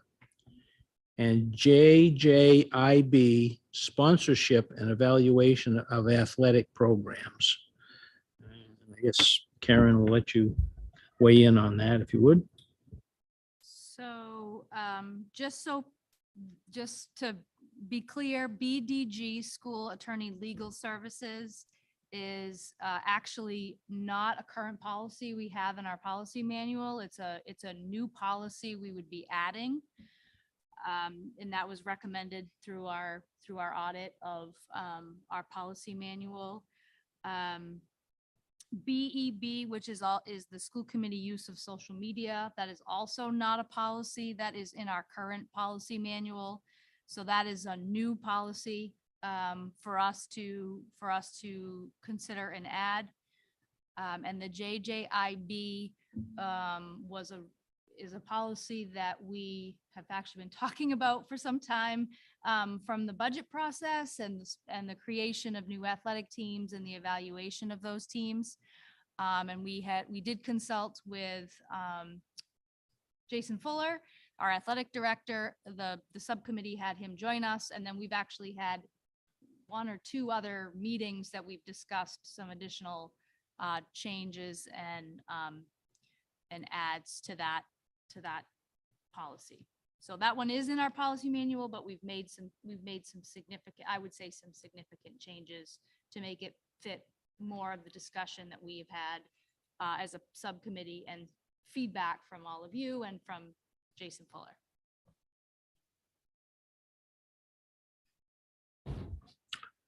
These were all presented in the packet, so hopefully everyone's had a chance to read them and review them. Ms. Bowden. I'd like to make a motion to go ahead and approve the first reading of these 3. I'll second. Oh, yep. Okay, so we have a motion by Ms. Bowden and seconded by Ms. Whitlow.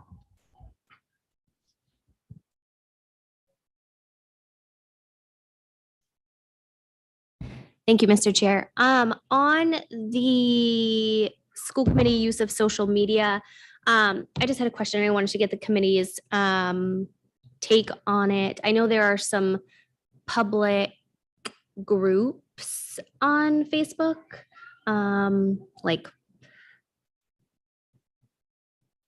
Lewiston Rocks and those type of public groups. And I didn't see it as a bullet on here, but I wanted to get the committee's input on. I don't think it should be appropriate for school committee members to be what's the word I'm looking for? Yeah, the moderator or the whatever of those public groups. But again, I just wanted to get the committee's input on thoughts on that.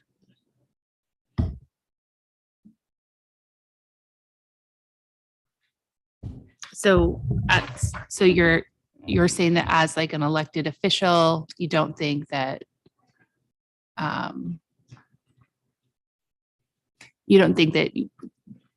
that an individual should be a moderator of a page surrounding public discussion, or do you have any specifics? Like, so as a moderator, you can approve or deny whether posts are seen or uploaded to the forum.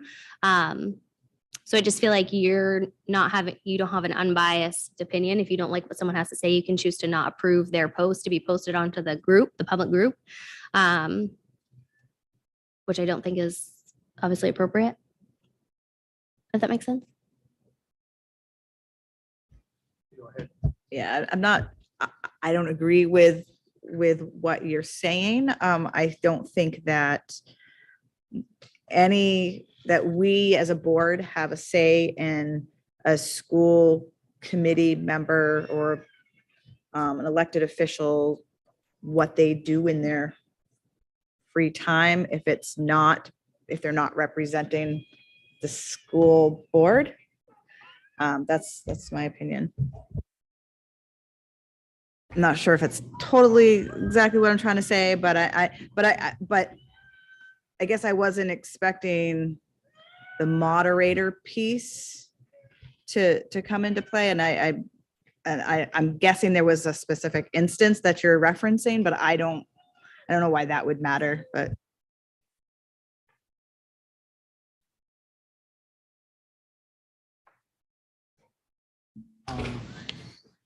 Well, I'm not really understanding how that whole thing works, that somebody can say yes or no to what's posted. As you all know, I really don't do much with social media. I really don't have a strong opinion about, whether I think that any of us who are elected officials, regardless of whether it's here, council, state legislature, I think we have a duty to always think about protecting all of our constituents, not just a handful. And I think, sometimes we've talked about, is there a perception of, I'm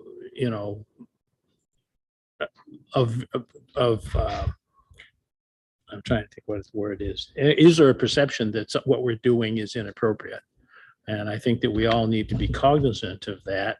Social media has become, it's incipient out there. Everybody can see it, and everybody has an opinion. And I think sometimes when it comes from someone who's an elected official, it has a tendency to maybe carry a little more weight. So the use of social media here is, I read through it, and like I said, half it, I don't really understand how it would actually come to be posted out there. So I'm not really the one that I guess that should be making the call, but I do think it's important that we have some sort of at least a policy statement regarding how we approach social media, because as we know, social media is what's causing an awful lot of our problems in the schools. The bullying and all of that criticism that kids are getting, so much of it is on the social media platforms that I think we should not be promoting it. We should be trying to, if anything, help manage it better for our students.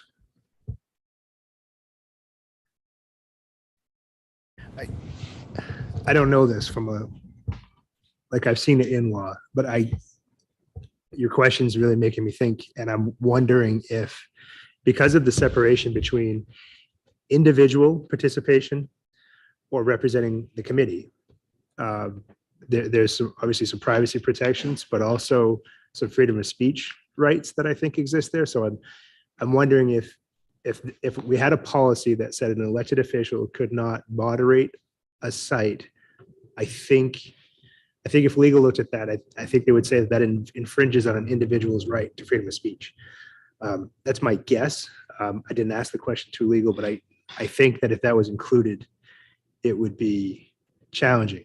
The next layer to that, though, is it school committee business, or should it be something that's deliberated in public as part of the school committee's body of responsibility or body of work? I think that's where it could get real challenging. So as a hypothetical, if we were talking about spending money on blank for the schools, and that was something the school committee was taking up for business, and then there was a moderated site that got into things and someone was manipulating the content of that, that may be tricky. I guess it might be just advisable that if something like that happens, so if I moderated, Lewiston Public Schools parent conversation group, and they were talking about that particular item, I would almost want to have a backup to say, someone else needs to moderate this, because I don't want to be denying certain comments or approving certain comments, because certainly that would be the business of the committee to have that kind of discussion. And I think if we moderate public comment on a business item, it would border on that legality of policy, freedom of speech, and what should be held in public comment at a school committee meeting. Sorry, I rambled on there, but I guess legally, I don't think that we'd be able to say to someone, you can't moderate, but I think I'd be thoughtful if I don't moderate, but if I did, I would be thoughtful about, is this a topic that I should kind of recuse myself from? But I don't know if the policy would stand up if it existed with that language.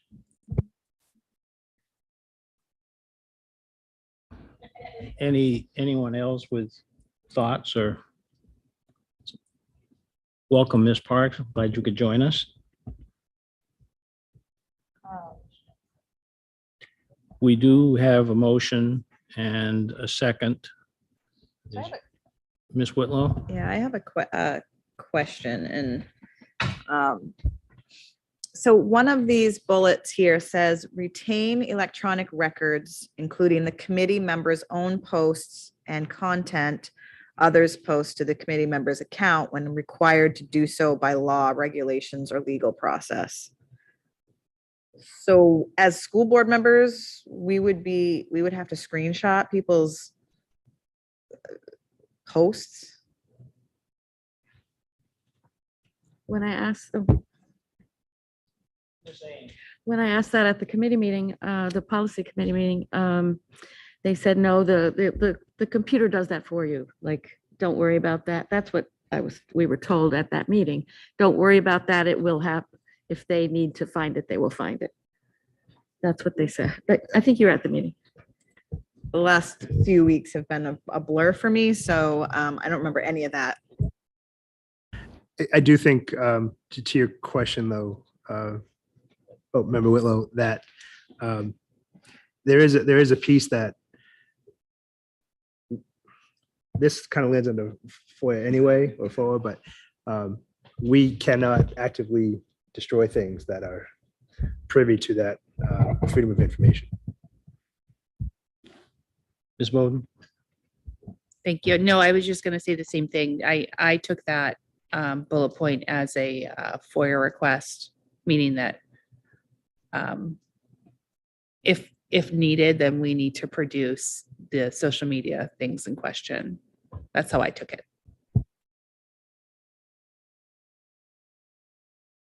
Ms. Whitlow? I think one of the things in here that I think all of us could make sure that we don't do is where it says not make any promise that they will vote in a particular way. I think that is easy to overlook because if you're agreeing with people, right? And then all of a sudden you're like, yeah, I'll be voting for SROs, whatever the scenario might be. But that's harmless, but still it violates this. So we have to really, there's a lot of bullet points here in this. There's a lot of things. Avoid posting in anger, even when provoked. Come on now. What are we going to do if somebody posts something in anger? What are we going to do? Slap them on the hand? Take away their laptop? What are we doing?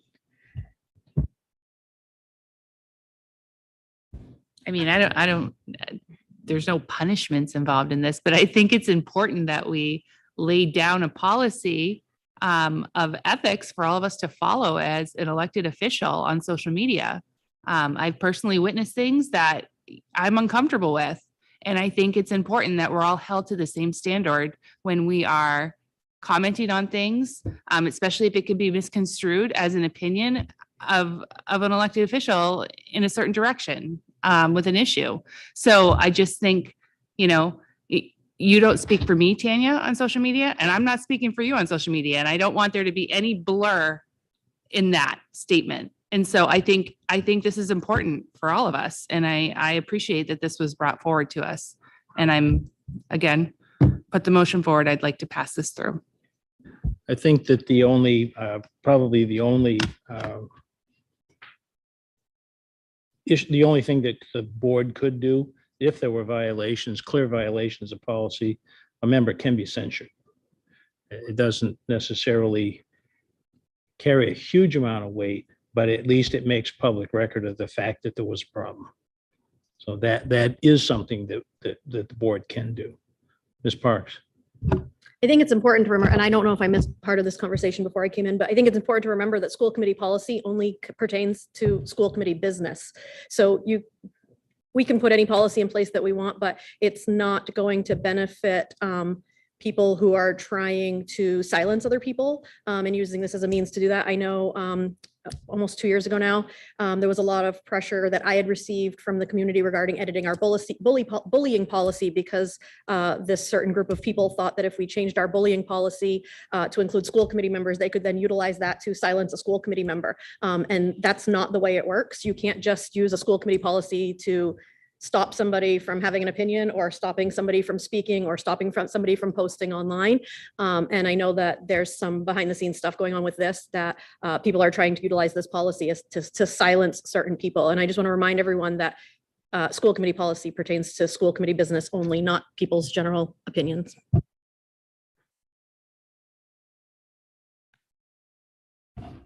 Any other comments, conversations, questions about this? But we have three policies that have been, we have a motion from Ms. Bowden, seconded by Ms. Whitlow.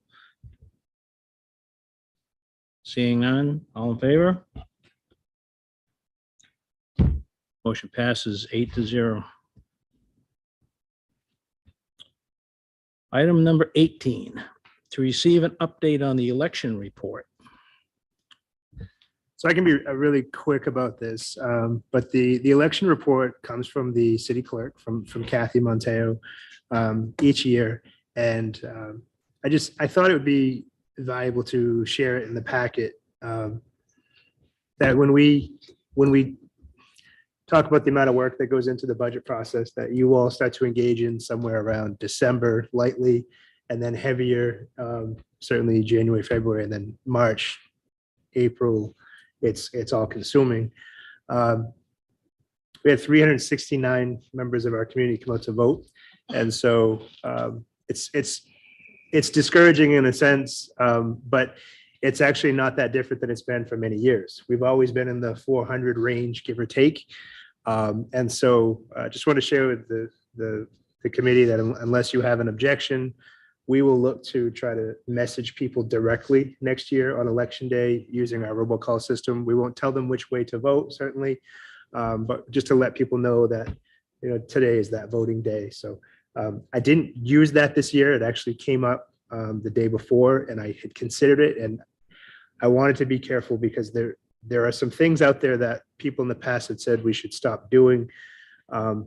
And certainly we can't tell people which way we think they should vote. That's really frowned upon. But the mailings, now that the postage has become what it's become, and paper cost is incredibly expensive to do, and we get about 1,000 of them back as returned, undeliverable. And so I just wanted to share that we're going to put a couple more layers in for the future to see if we can get the word out again right around that vote time. Ms. Hurd. Thank you, Mr. Chair. Is there a process in our charter to change when we vote, to maybe put it with an election of some sort? So it doesn't get just like lost in the. Yeah, so there isn't. And I have mixed feelings on it just for what it's worth, because we need that operating budget so that we can, because July 1 is our fiscal year. So June 30th is the last day to spend the current year dollars. And then July 1, we're using the funds that were hopefully approved in the referendum.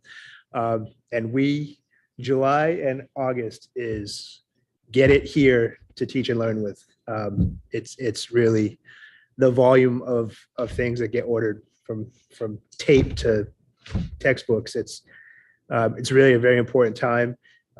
Districts who don't get their budgets passed, they end up having to freeze things or carry with certain projections that can just be really dangerous. So the hard answer is we need that early. I would actually like to have it earlier, but that's just my wish, because we've seen it fail. And when you have to go back to referendum in May or July, June or July, you start to get beyond that window where you know what you have for funds. So if I had my way, we would do it in March to get it approved. But Ms. Whitlow. So, no, I think the sending out the text would be really, the robocall or text or whatever you do would be great. I mean, you could always get in shorts and some goggles like the mayor and post on your Facebook page. That would draw some attention.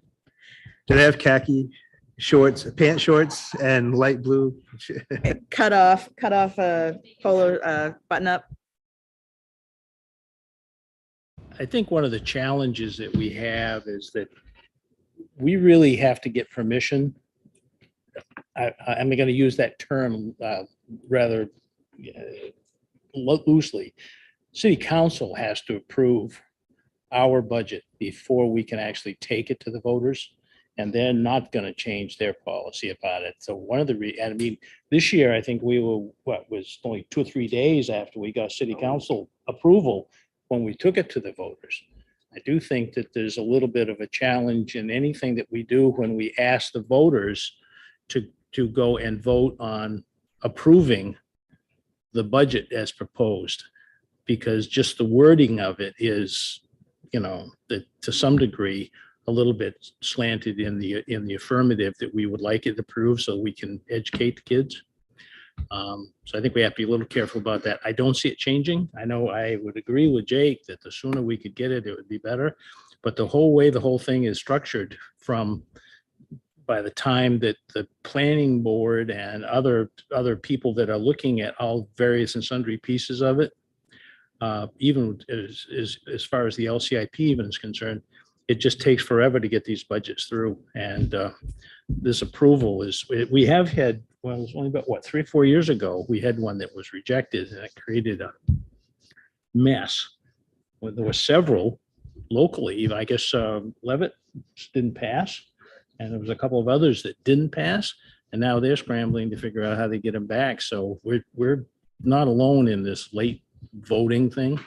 But I do think it does create challenges for sure. And to think that you have less than 400 voters, I think there's what, 28,000 registered voters, some crazy number like that. And we, you know, we got our 2.4% of them or whatever it was. 1.3%. Yeah, anyway.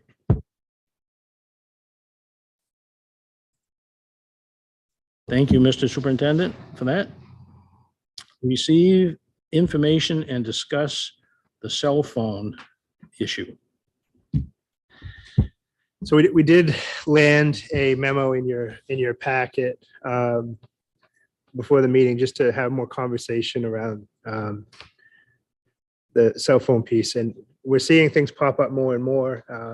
I was struck by the direction that Westbrook Public Schools was taking. I modified some of the language that they were able to share with us. They have not done a second reading yet. They anticipate that to be, I believe, this week or next, in talking with the superintendent. But if you go to the talking points, there's some bullets here. And the language is a lot stronger than we currently have in place. The enforceability piece is a component here. And I think the school committee revisiting this I'm hopeful that tonight is about information gathering. My guess is the next step for this would be to kind of get some input and then kick it to the policy subcommittee to be looking at, to bring something back. But if they're going to be changes or adjustments or expectations from the committee, I'd like to make sure that happens with enough notice so that we can start school in the fall with a good plan to share the information, share the changes, share the expectations, and implement and follow through day one of school. But there's some pieces in here that I'll speak to. I did ask our our own administrators for copies of the language that they use within their own schools. And the language that's being used right now, there's an excerpt from policy, and then there's like unique school language in each handbook at each different school. So as a district, we don't have great consistency, but the one thing that's consistent we hear from administrators, at least are very young elementary all the way through 8th grade, is that cell phone use and social media is the #1 distraction. It is the #1 problem causing agent with kids during the school day, kids outside of the school day. And I know there's a lot of strong opinions about cell phones, but I think some of the key differences that we're facing in the current day, the pandemic plays into this, how much cell phones were used and in what ways without much guidance. I do think that different from older things that still happen, mean phone calls or bullying in person or outside of school that did not use things like cell phones, they don't get shut off. And so kids don't get an emotional break from the bad day.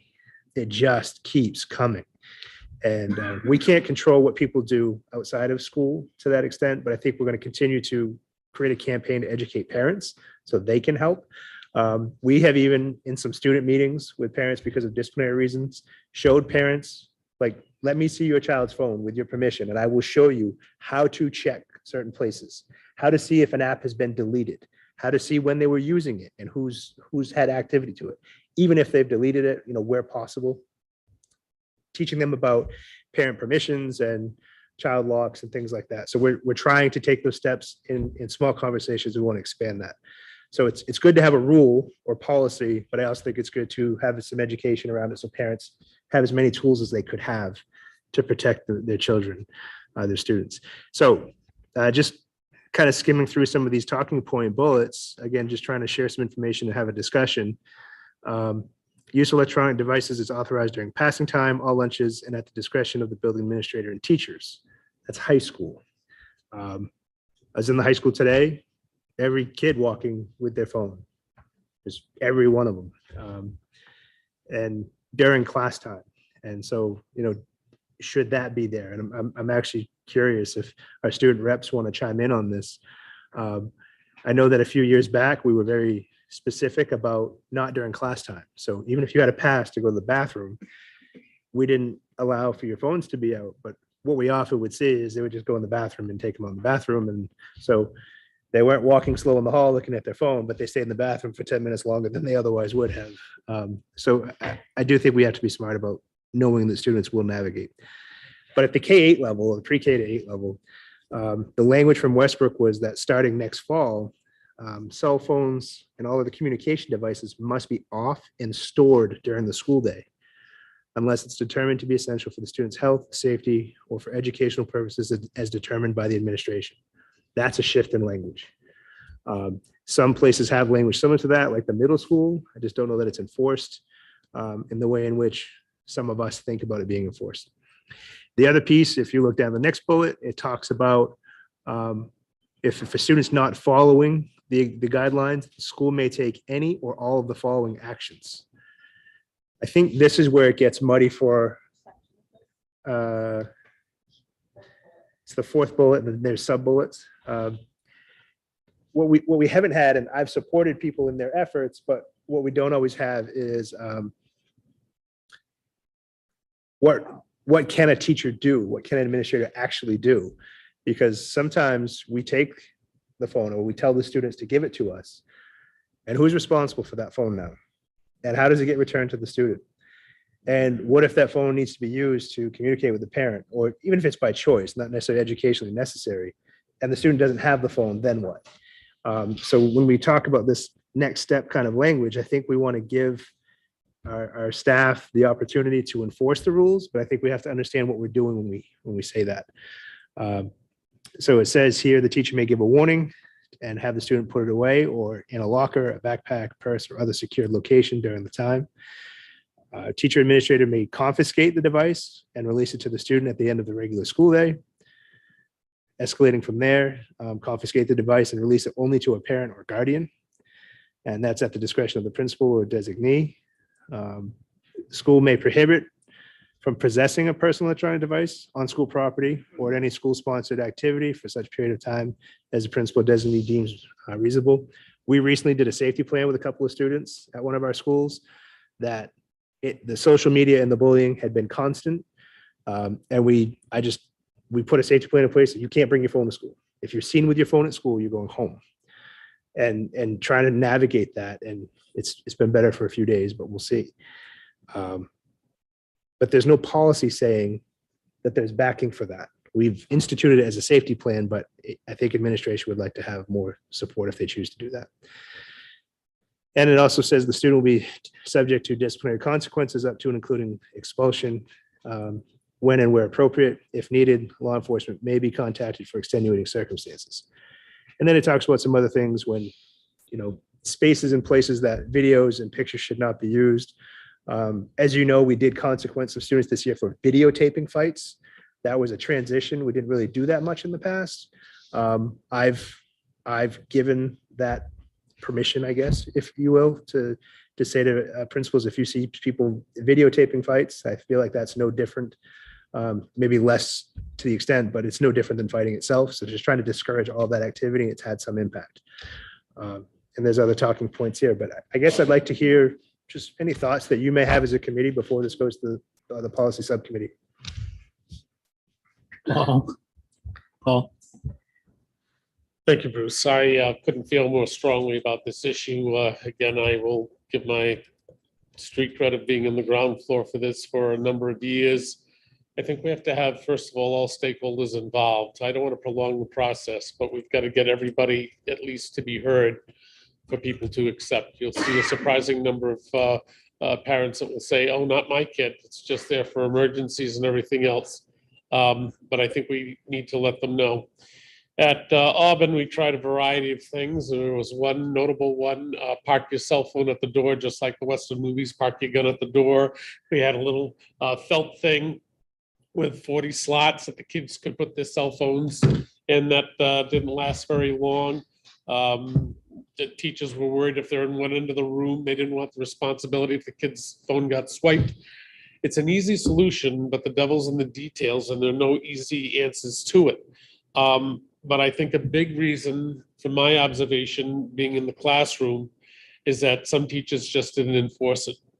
We were our own worst enemies. So-and-so lets me use the phone. Well, do we have to have this argument every class? It's not allowed here. And again, surreptitiously and everything else. I'd like to, outright ban them. That might be a little too extreme. I speak from using this as a glorified, very expensive paperweight.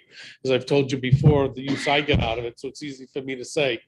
But I totally support restrictions, but it's going to be very hard to enact it. And we can say, here's the policy, but will the policy be followed? And, going against my position as a teacher, I'm a firm believer, whether it's student discipline or even teacher discipline, of a sacrificial lamb.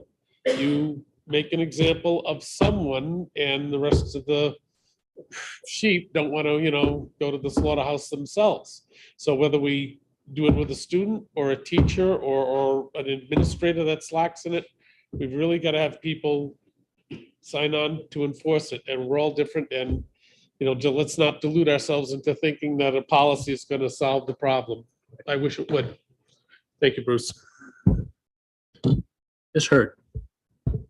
Thank you, Mr. Chair. I have a couple questions or comments. So maybe just like an observation, but for 9 through 12, historically, have we not seen that the majority of times that things are instigated are between passing lunches or those types of situations where obviously we don't want phones to be involved? But I'm also wondering if then does that fall back on, oops, sorry, I just lost it. Fall back on the bullet point that you said about getting permission to potentially videotape or take pictures of someone in a general area? Like, is that kind of like the? Some of that language exists now, but I think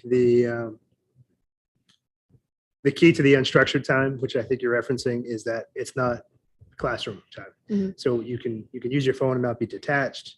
In the effort to try to teach students that there's a time and a place, the phone's going to be used anyway.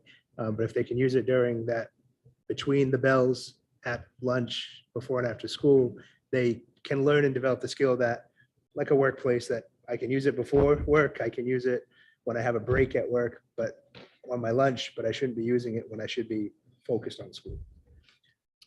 And there was something else. I'm having a brain cramp.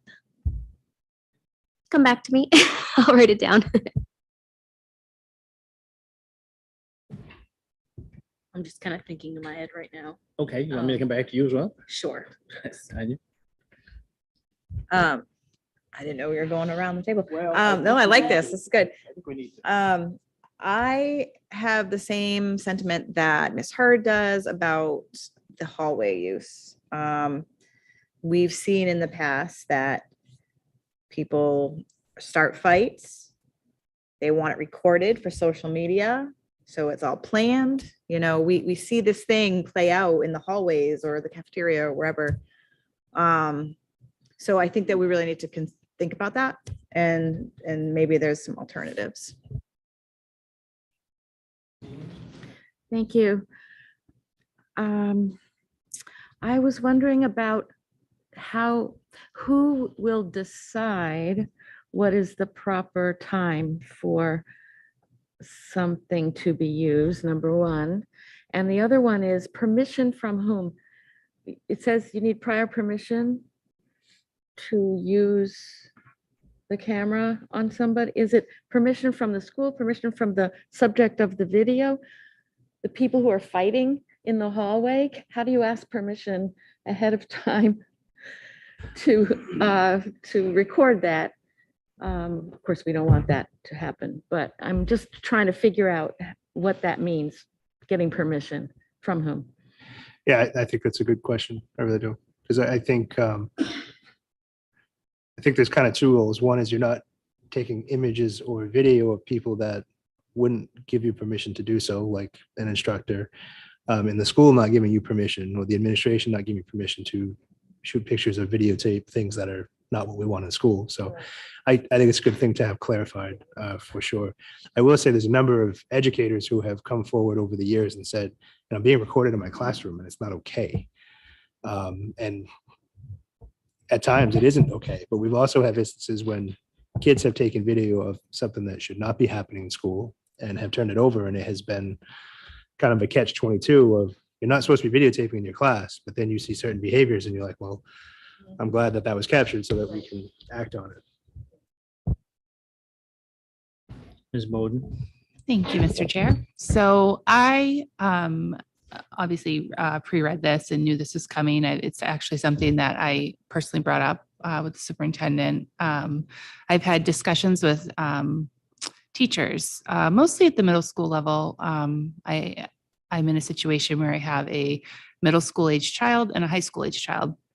And so I've also weighed in with them on their perspectives on cell phones. And I will say, I like the divide in the grades. I understand Ms. Hurd's point with the downtime, and that seems to be where kids typically get in trouble. And that's certainly the case in the middle school.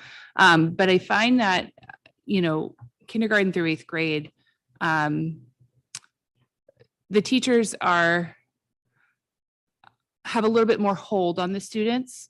And in high school, there's less of a hold. In other words, my high school daughter said to me, well, there are some kids that use their cell phones in class. They sit the entire class and they're on FaceTime or they're on social media or they're doing whatever they want to do. She's like, but they're just cheating themselves. They're not getting an education. They're not listening. They're not paying attention. And that's on them, right? To her, it's not a distraction. If someone's doing that, she's like, oh, that's their choice, So that's sort of like, we're kind of letting them go in high school and trusting them to be young adults and make a good decision. But we still have issues. We still definitely have issues. And that's clear, it's been in the news, it's clear. In the K through 8 level, I'm with Member Beauplant. Get rid of them altogether. Like, don't even bring them to school. And I don't know that we can say that or do that, or that anyone would follow through with it. But I've seen fights. I've seen numerous fights. I've seen the Snapchats coming through with my own kid, with the things going on in elementary schools and middle schools. And it's just, it's hard to focus on school. Especially if, you've been targeted. It's hard to then go to school the next day and not worry about someone snapping a photo of you and sending it out to everyone in a bullying tone, or hearing that someone's going to fight you and then, have someone run up and jump you and you see cell phones all around you. Like, that just, our kids, we need to keep them safe and we need to create the best learning environment for them. And I think in a K through 8, I think this is the right direction to just say, no more phones. I don't mean to sound old, but obviously there were no cell phones when I went to school. There were no cell phones when I went to high school even. And we were fine. We still had scenarios. I attended Bonnie Eagle High School in the years where there was a bomb threat pretty much every single day for like a 2-week span. And I didn't feel like I needed to call my parents every single time. But if I did, I knew I could use a telephone. I knew that all I needed to do was ask a teacher, can I please call home? And there was a phone in every room And if there wasn't, then I could go to the next room and use the phone. So, again, I have a high schooler and a middle schooler. My high schooler will text me in between classes. Hey, mom, I forgot this. Do you mind bringing this and dropping this off? Sure. You know what? I think that's appropriate. You're in between classes. I know you're paying attention in class. My middle schooler, if she forgets something, calls me from the Lewiston Middle School telephone like she's supposed to. And I think that is what I think we just need to make that the norm. I think we need to have conversations with parents, bring them in here. Maybe even we have parents sign a contract. We have them sign a contract when we give them a laptop at the beginning of the year saying, you're responsible if this gets damaged. Why can't we have them sign a contract saying, I'm going to avoid sending a cell phone to school with my kid or a tablet? So that's just my 2 cents. I think it should go to policy. Thank you. Ms. Parks? I like a lot of this policy. I think that it's important to maintain the students' health and safety and make sure that they're paying attention to their education. I think I'm never in support of a policy just for the sake of policy. If it's not enforceable, if kids are still going to utilize their cell phones at school, then we need to find a better way of addressing it, because having a policy just for the sake of having a policy, but then it's not enforceable, is just a waste of everyone's time. I think when I had the presentation to the middle school students a few weeks ago, one of the things that I heard from a lot of the kids was that they're prepping to go into high school, and why don't they have the same responsibility as the high school students? And so I think because middle school is sort of teaching kids preparatory responsibility towards going to the high school, I think having the divide at grades 7 through 12, and instead of lumping them in with K through 8, doing with K through 6, I think should be explored. And I definitely think that there should be a very well detailed progressive policy for inappropriate cell phone use, whether it's in the hallways, in the classrooms, wherever it is. Regulating inappropriate use of the students, of the cell phones among students who aren't using them the right way, makes more sense than having a blanket policy that applies to all students. So the kids who aren't being inappropriate are getting punished along with everybody, and then the ones that aren't going to abide by it aren't going to abide by it anyways. And so I would definitely like it to go to policy and explore and dig deeper into some sort of progressive policy for inappropriate use rather than blanket policy that applies to everyone. Omar, I'd like to ask your opinion and Hannah's as well. You're there, you're at the high school. Please. So for the 9 through 12, I think that language I agree with for the most part. I understand the points of in passing that there may be things happening, but the issue is it's not as fully enforceable in passing, because even especially next year where it's nearly 1,600 students going through the hallways at the same time, who's really going to be able to pull a student away to enforce that kind of rule? So as long as it's being enforced in class where the teachers have like a decent amount of students that they can manage at the same time, and then with everything else, students being free to use it, that should be fine, because students will want to use their phones anyway, in one way or another. I promise you they will use it regardless. For K through 8, I think for the most part, I think I agree with that as well. I don't think that there should be a ban necessarily, but just because students may want to keep it on hand for emergencies, but for the most part, turning it off and putting it away is definitely a good idea. They usually should not have a big reason to have it always on and in use during school hours. I think that's most of what I was thinking. I think I had something else to say, but I can't remember. Hannah? Going off of like Omar saying, like in high school, kids always have their phone on them, but I feel like you can in like the hallways you can't really monitor it, but in classroom wise, like just tell your students, we're focusing now. Like this is really like this is affecting your work. Like if you're not focusing, that's affecting your grade. So like to be focusing. And then on middle school wise, I never really had a phone in middle school. I'd always like borrow a teacher's phone if I was staying after school and such. But middle school, I understand like emergency wise, but they should not have it out really during like classroom hours. But if it's like break time and the teacher allows it, then yeah. Thank you. I'll come back. I'll come back to Ms. Hurd if she's got her thoughts in line. I'll come back to you, Paul, just a second. Ms. Hurd? So the thing I was thinking about is exactly what Member Bowden had to say is, all of these children are minors, which their parents are responsible for them. So they should have to sign something stating that they read and understood the policy, and also be somewhat held accountable for, what their students are doing, or their children, whether it be parent, guardian, grandparent, whoever's responsible for them. And not to say that kids aren't going to get it by them, because they will.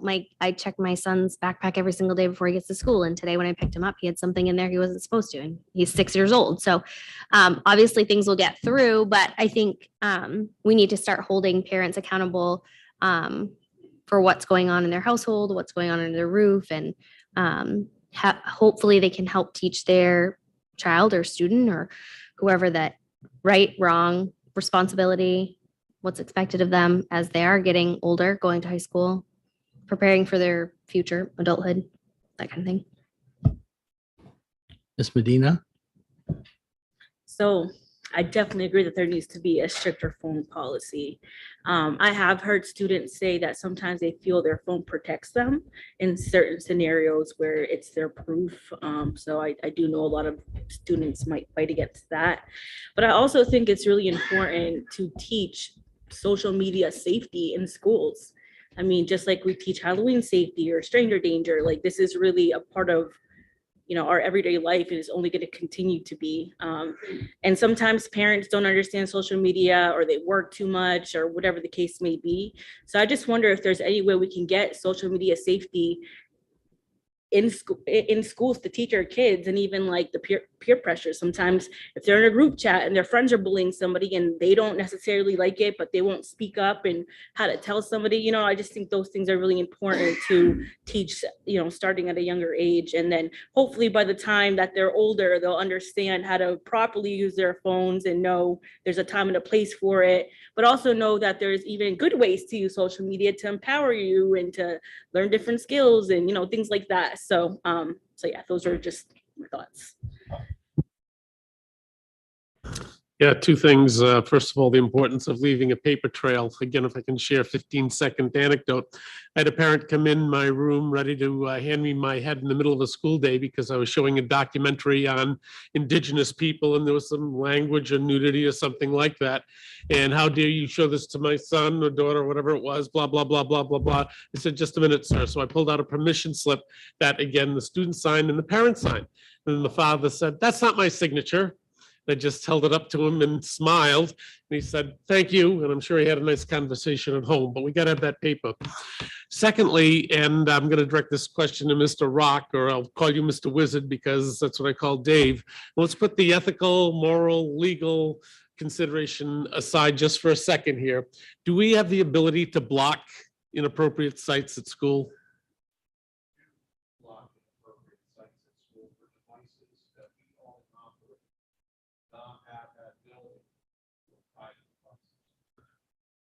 Okay, and again, as I said, legal, moral, ethical, I just want to throw that out there. Thank you, Mr. Wizard.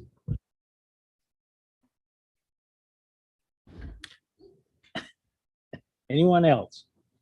Mr. Superintendent. I think the only thing that I want to add, and while there's not a lot of administrators sitting in the room, every single one said, yes, please, we have to do something, particularly K-8.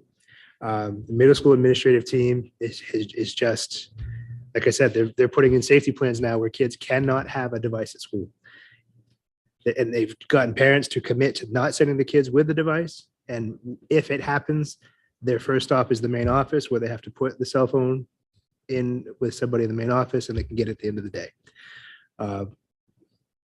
We've had some parents say, no, they need it for safety purposes. I actually think the parent component to this, at least when I was a principal, was the most challenging. Kids were pretty compliant. If you said that, no, this is how it is, and you were consistent with kids across the board, I think they were pretty respectful and willing to follow the rules that you put out. But it's parents that will say, well, no, my kid needs it and needs it on. And the safety reason is because, well, anything could happen at any time, and my kids need their phone on and active at all times. And so I think Well, we see that too, right? There's new devices where the phone is allegedly off and away and the kid's wearing a smartwatch. And so it's still happening and it's still going. The other question I think to consider to that point is, does this include just cell phones or is it other communicative devices? You know, so it's also the watch and it's also I don't know. I just want to comment on the watch. So I have an Apple Watch. I can't take photos with my Apple Watch. I can't take videos with my Apple Watch.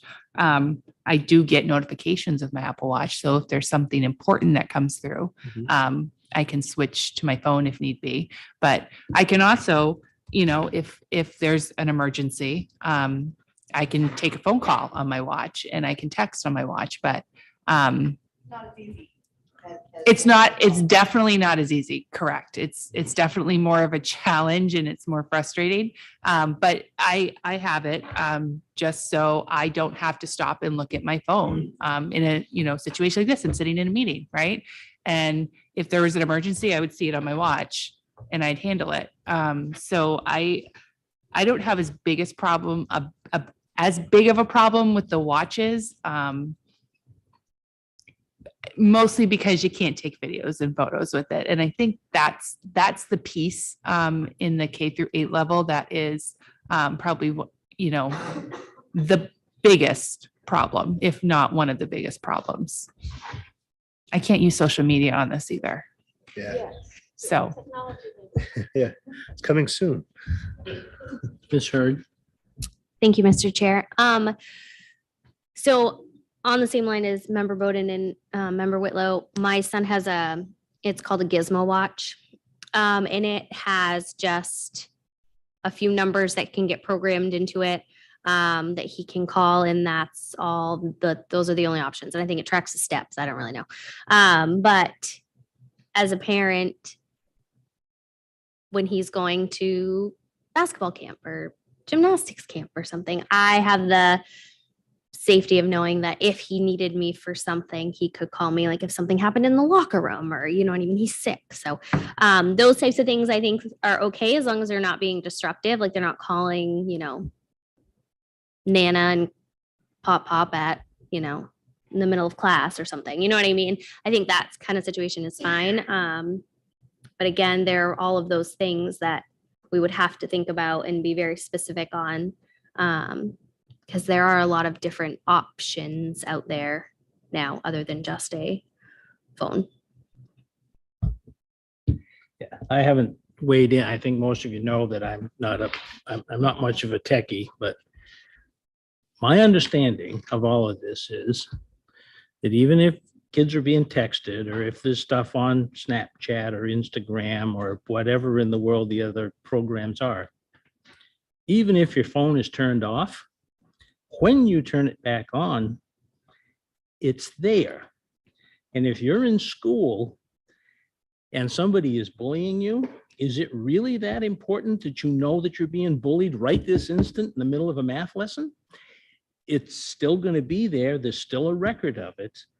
But it seems that this inability to wait even much less seconds, much less minutes or hours, to figure out what hit your phone also gives you a chance to calm down and then maybe not react so to it.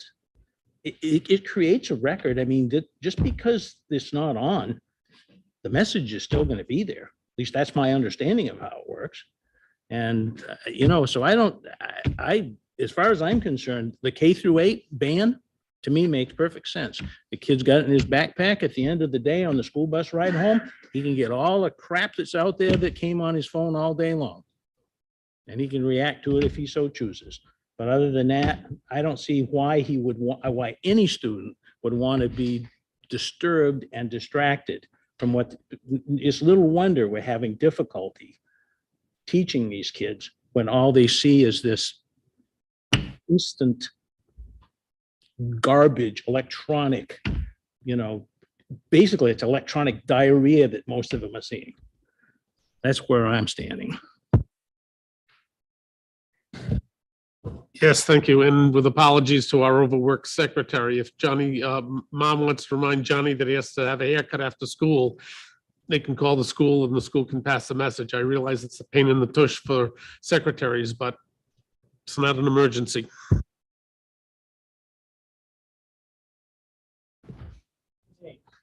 I think we have to be mindful of the addictive nature of these things. They've been designed to do exactly what we're describing to our children. And I think media literacy, media education in school might be a little bit of a prophylactic against that. But really, I think the neurology of it, they know what those evil geniuses know what they're doing when they design what they design, and they have gotten us all, or most of us, and certainly all the young ones, to be dependent upon them for a kick of dopamine and a sense of being involved with the world. It seems like it's the only way some people feel like they can be involved in the world, and putting it away, I think, could be very good practice for getting people, weaning people off the addiction. And I really mean it, that it is an addiction. Thank you. Yeah, I think they took their lessons from the cigarette companies. So if I could just say, I couldn't agree with you more, because I totally do. When we just recently, actually, it was late last week, meeting with a student from the middle school. And as part of, again, one of these students, we put a plan in place. The plan was, you cannot be with person A or person B during the school day unless you're sitting in the same classroom, and you're not to sit together. Because just whenever these three got together, there was a problem. And the student was fine with that. I can do that. And we said, and you have to drop your phone off in the main office on your way to school. The student slid away from the table and began crying. The idea of not having their cell phone during the school day. And I mean, just a totally different visceral response from, you can't see either of your friends. Okay, I can do that. And you're not going to have your phone. And it was just a totally different response. The sense of reliance, it's gone beyond a device. It really is part of people's well-being to an extent. I would argue, we talk about like Maslow's theory of learning, or hierarchy of needs, and you need relationships and food and water and sleep and a cell phone. It's really become so crazy. So I do think an education component is necessary.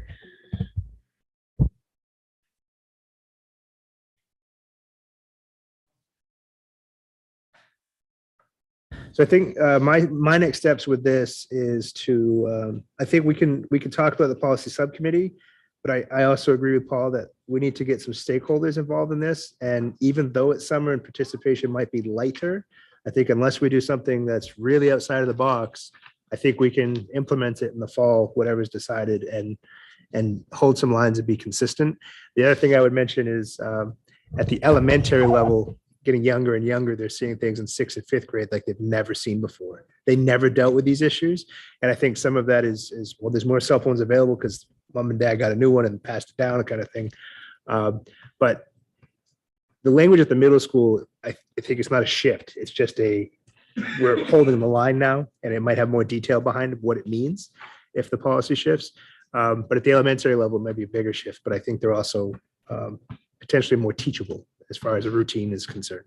So we'll invite stakeholders into the process, but I don't think it should stop us from taking those next steps.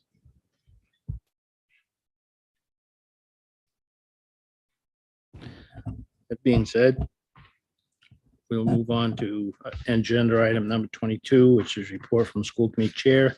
I really do not have much of anything. It's been a very busy, very busy couple of weeks with negotiations and other stuff that's going on.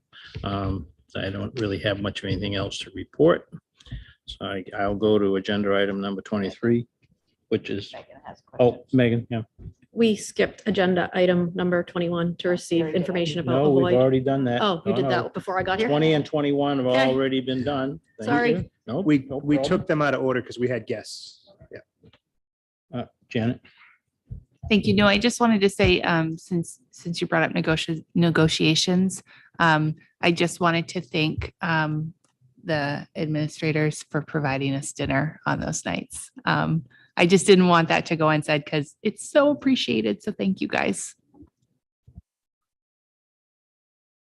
Yes, it certainly is. And we've got a lot going on. We've got 5 contracts we're working on currently simultaneously. So it's going to be a busy time. We had last week, we had 3 between the disciplinary hearing and everything else. We had 3 meetings that lasted after 9:30, 3 in a row. And this week we've got tonight, and then we have Wednesday night, Thursday night, and Friday night's graduation. So it'll only be 4 nights this week that we'll have stuff going on. So other than that, I got nothing to say.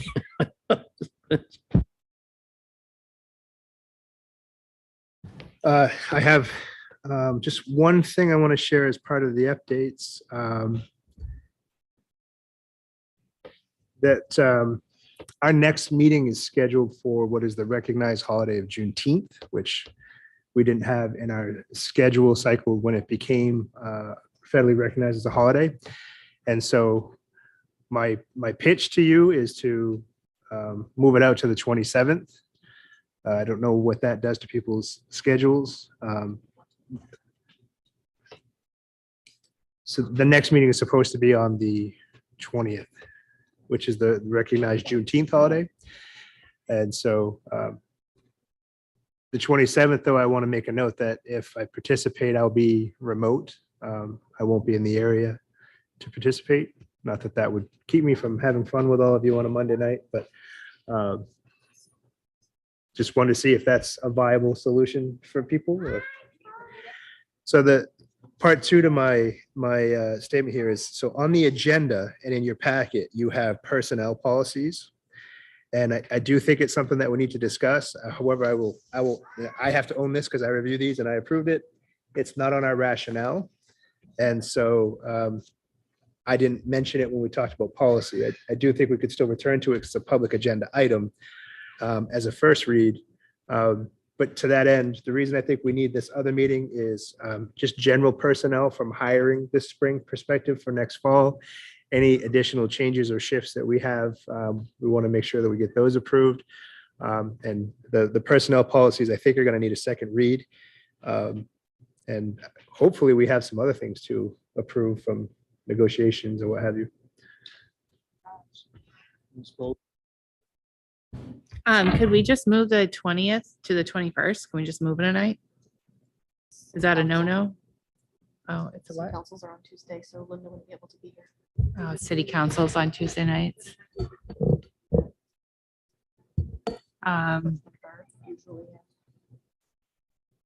Okay.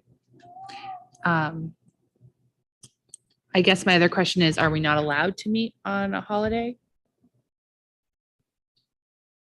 So because it's a recognized paid holiday, it would be pretty problematic because we have to have custodians that do work in this space to get ready. Mark, me, Karen, Bill, Sue. It's a holiday for us too. I'd probably just come and do it, but I want to be mindful of others.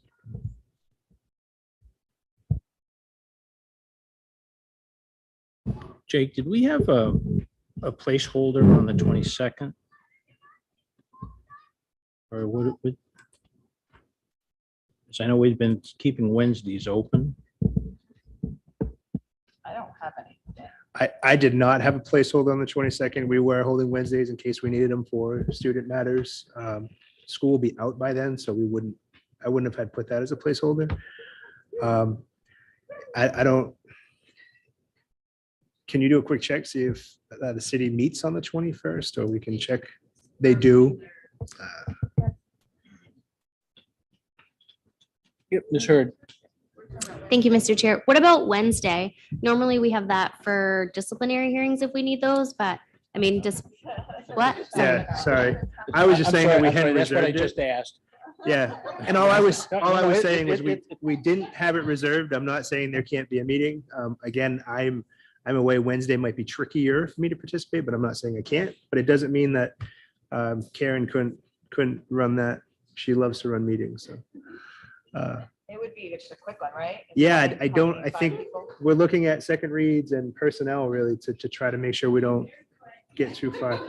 The other thing I'll leave out there is if we don't have certain things, we may not need to have a meeting, with a commitment to do things shortly thereafter. When do we meet after that time frame? Let's see here. It looks like July 11th. So it's a bit of a gap. I have the 27th on the school calendar. So we put that in because of the holiday. It was on what's being observed as Juneteenth, so it was bumped to the 27th as a just in case. So I guess I'm open to Wednesday, the 22nd, or Monday, the 27th, or Plan C. So I'm just wondering, did you need the meeting to happen before the 27th? Is that what you were originally saying? There's No, nothing pressing? No, I think to be in June for that next round of personnel and policy would be beneficial. Because if Yeah. we spill into July, No, it I changes agree. fiscal year, and then we start getting into all kinds of contract shifts and things like that, potentially. No, I agree that we need to meet in June again. I'm open to the 22nd or the 27th. I'm fine with either. Would we be approving nominations for new hires at that time? Okay, I guess I would, think that maybe the 27th will do it. So if people have the 27th available, Ms. Paquette, you have the 27th? It's on the calendar anyways. On my calendar. All right, the 27th. 27th, okay. So, in our packet, there was the personnel policy. Did we talk about that tonight? So that was Did I part miss two of what I something? just mentioned was it's on the agenda Yeah. and it's in our packet. But, and I own this mistake because I reviewed these and approved them. It's not listed on the rationale. I think that's why Bruce and I didn't see it.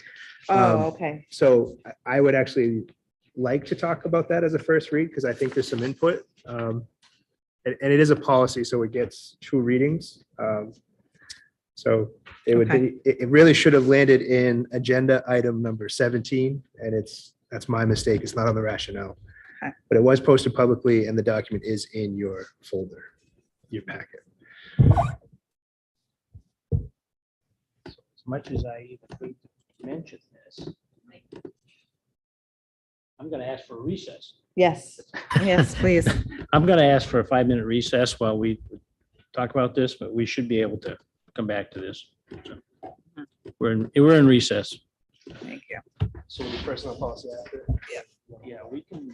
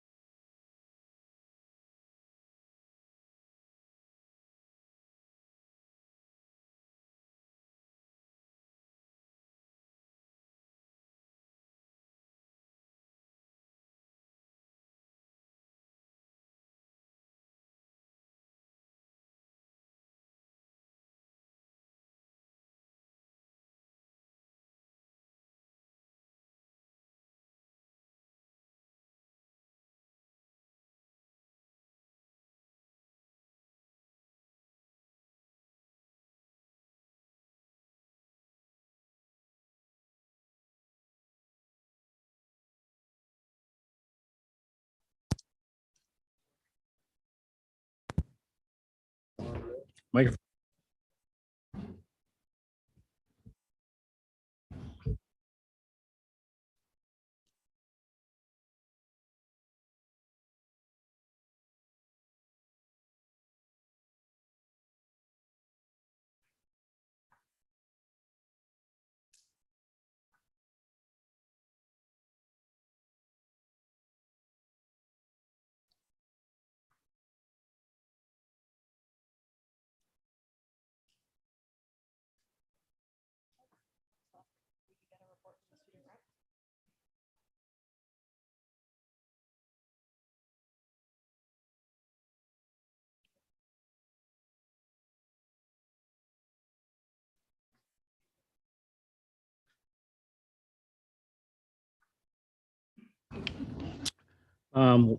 We're back in session.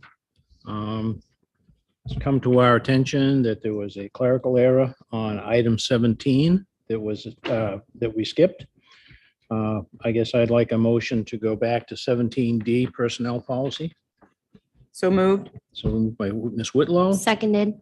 seconded by Ms. Hurd. All in favor? Thank you.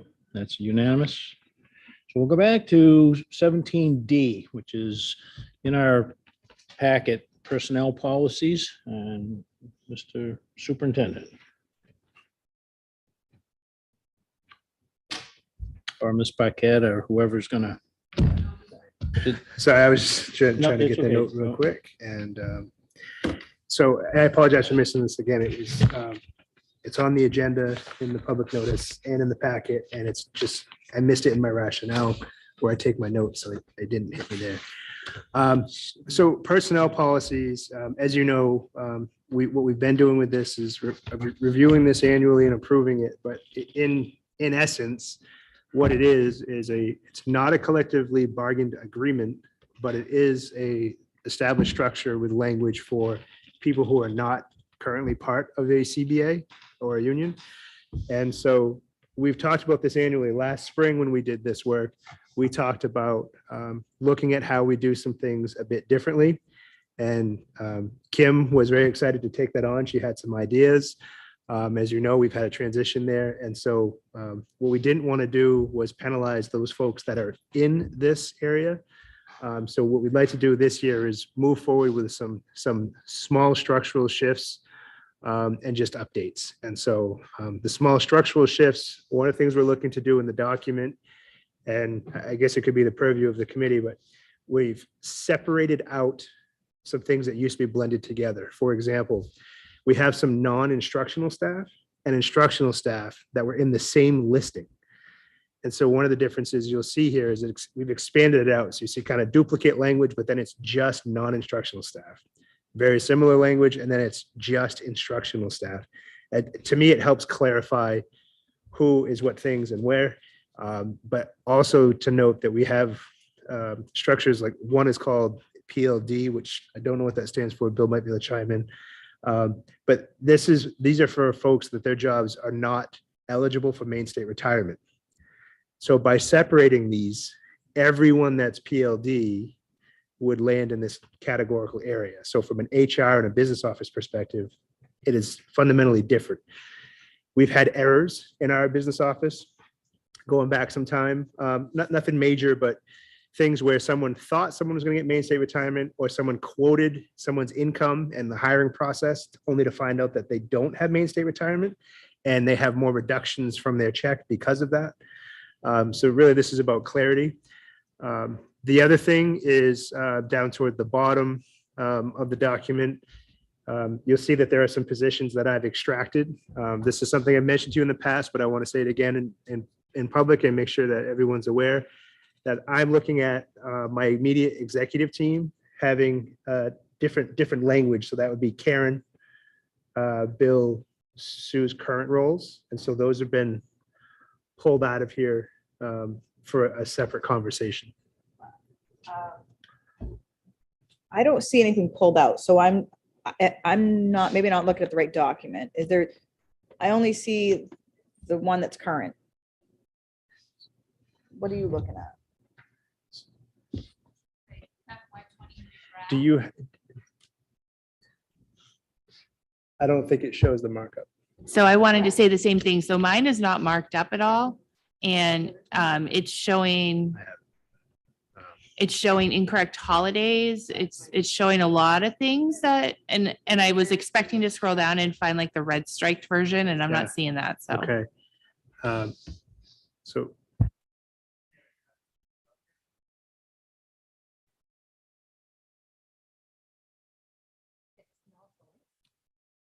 How can you share what? I didn't hear what you said. the markup version.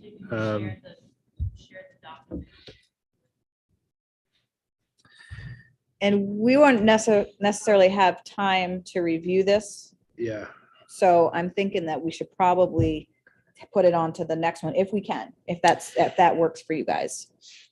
It does work for me. So conceptually, just so you have thought before you read it, and I did just share it with you as a viewer, but I agree that should be shared out and available. One thing you could do on the 27th, if you're comfortable, is you could suspend the rules for a second read and approve. I did share that if you want to take a peek. It does have corrections and holidays that you couldn't see on that draft. I apologize. And the reason that is because we've tracked the changes and used Google Docs. And so when you just download it, it pulls all that stuff out because they're recommendations.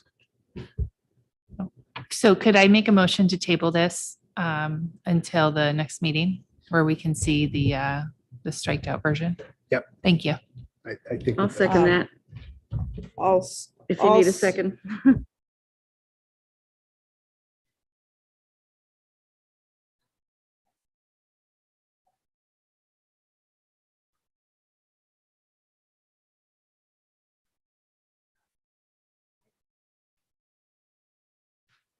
Mine is still not redlined.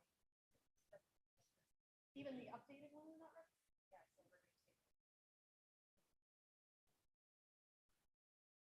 I didn't get anything, so.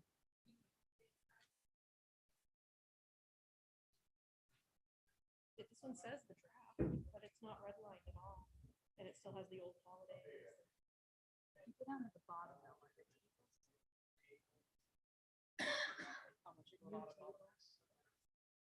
Oops, sorry, I'm supposed to be voting.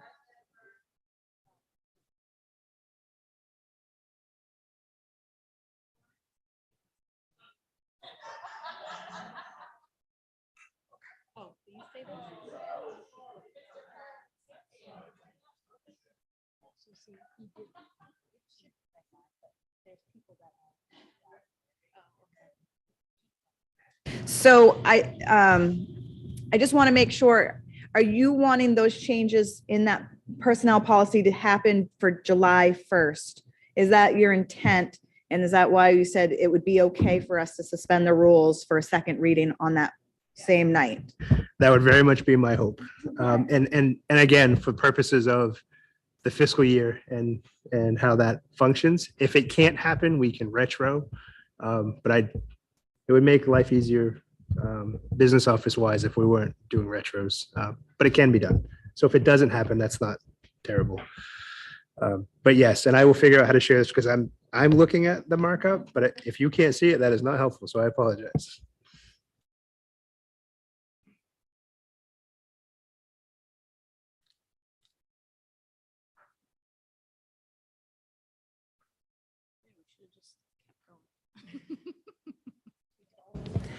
Yeah, I think all I had, and I know we suspended the rules to talk about these items, so we can review the changes at a future date. And I don't have any other items at this point. Okay. 24 is a report from the city council rep. Linda is ill at the moment. She's not here. We skipped that one. Reports from the student reps. They've left. We can move on from that. Updates from school committee subcommittees. Let's see, policy. Is there any update?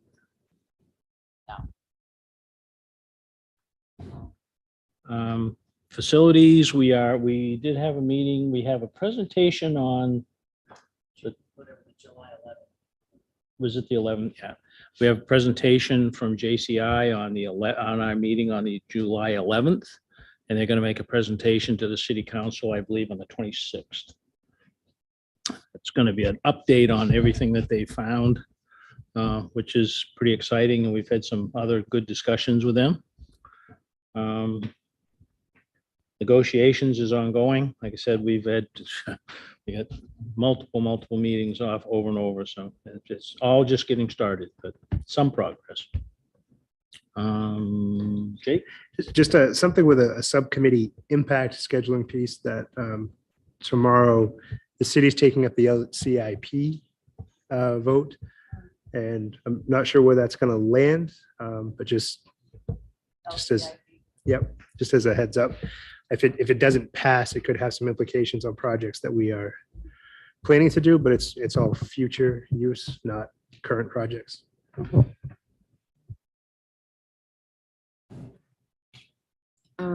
Paul asked me to update on the curriculum committee. I've been keeping up with the language and the social studies curriculum planning meetings. They're all-day meetings, and they're very fun and enlightening to me. I enjoy them very much. Thank you, Sue, for all that work. And we have another one on Friday, which is social studies in the high school, 6 to 12, right?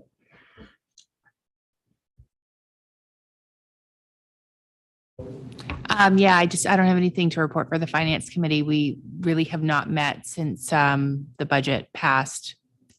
I guess we just haven't really had a reason to, so that hasn't happened. And the 6 to 8 subcommittee, that we canceled the last meeting because we decided that we need to bring in more stakeholders into the conversation to move forward. We've spit out as many ideas as we can think of. And so now it's time to get more of the community and other teachers and administrators involved in the conversation. And so I do believe we have another one coming up at the end of this month. So. Yeah, and that LCIP, some of those proposed funds are for a concept plan and potential future funding if we were to do something with a facility.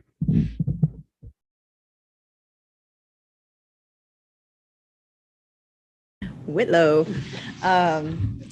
So for the dyslexia subcommittee,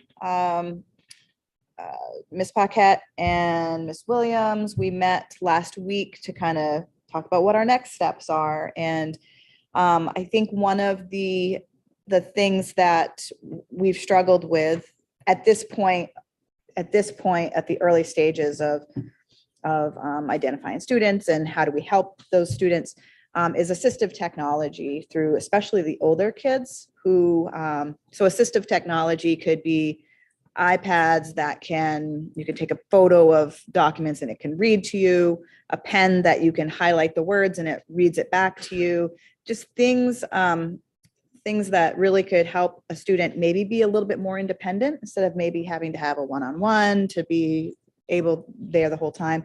So we just talked about reaching out to the state rep in our stakeholder group who specializes in assistive technology and maybe doing a workshop afternoon or day and just provide us with all kinds of different technologies resources and learn about them, and not just for dyslexia. I mean, this is for all students, and I feel that that's an area that we could definitely grow in, is providing those resources for our kids. So I think that's pretty exciting. I've also reached out to one of our state legislative representatives to talk about how do we, if we can at all, write legislature to help with my focus of trying to get teaching universities to have to teach certain things to especially special education teachers, because currently there's no requirement for any teachers to come out of a college even knowing anything about dyslexia, not even taking one class. We don't know if mandating anything at that level is even a possibility, but we're starting the conversation. So I think it's just really exciting that people in certain positions within the state are really looking at dyslexia as a real disability and it's not something that people are faking or, and people really want to understand it. So this, I think right now is a really exciting time. And I feel like Lewiston Public Schools is ahead of the game in comparison to a lot of different districts. And I'm really thankful for this administration. Thank you. Okay. One question I had, Mr. Superintendent, and I don't know if you know the answer, is how well LRTC made out raising the funds for the Skills USA thing in Atlanta. I know they had quite a turnout. I don't know the specific numbers, but I can certainly check and get back to you. I do know that last I had heard from Director Callahan was that if a student needed help financially to go, that they would be all set. Well, that's good news. It should be an exciting program for those kids, for sure, for sure.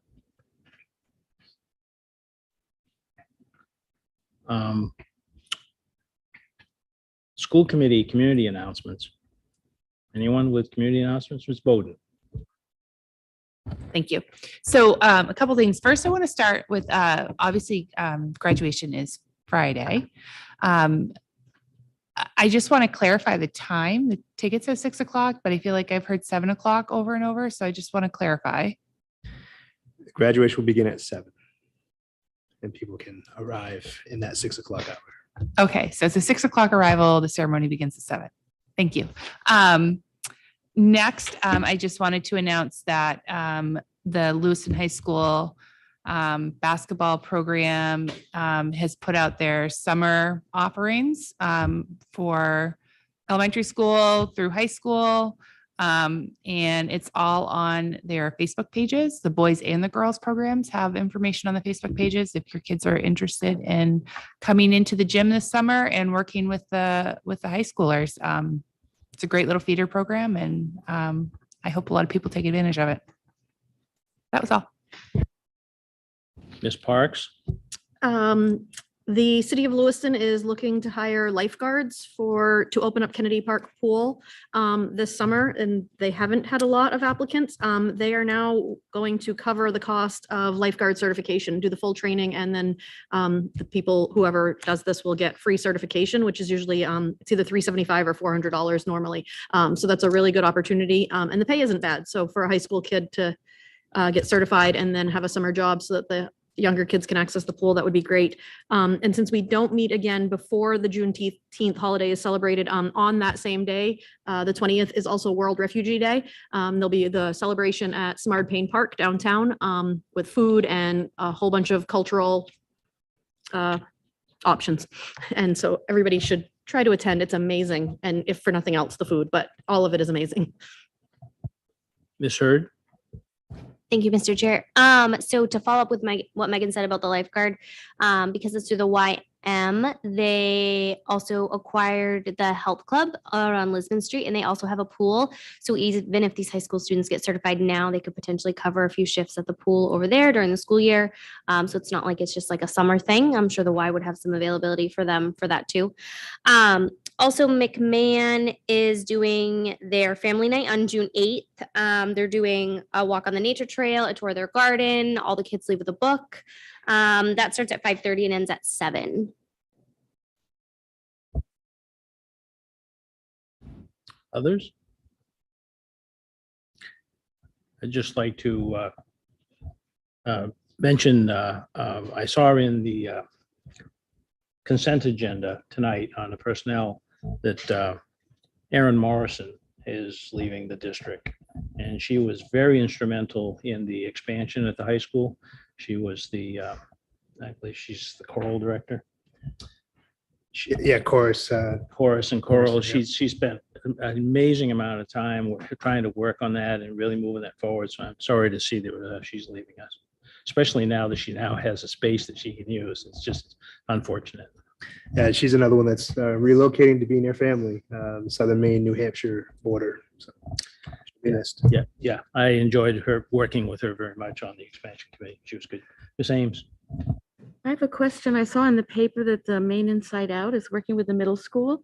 And I think there was a performance during this meeting, but I don't know if there are any other performances. And if so, I'd like to know about them and let everyone know about them. Yeah, we have had folks working with them, and there are presentations tomorrow night, I believe beginning around 5 o'clock, 5 to 7 at LMS. There are also some during the school day. School committee members certainly could go take in one of those. Wednesday at 11:45, I'm seeing. So tomorrow night, 5 to 7, and Wednesday, 11:45 are options if you want to go check those out. What is that? Right? It's a Maine Inside Out, so it's a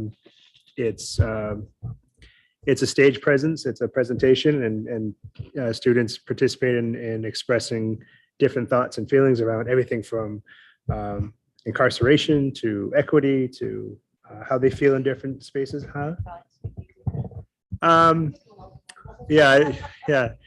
It's not quite like an open mic. It's choreographed. It's deliberate. It's planned, but it's very creative, and it may feel spontaneous the way the students present, but it's practiced and rehearsed. But it's usually pretty deep, moving stuff. Yeah, the article was really great, and the work that the kids are doing to express and think about identity is fantastic.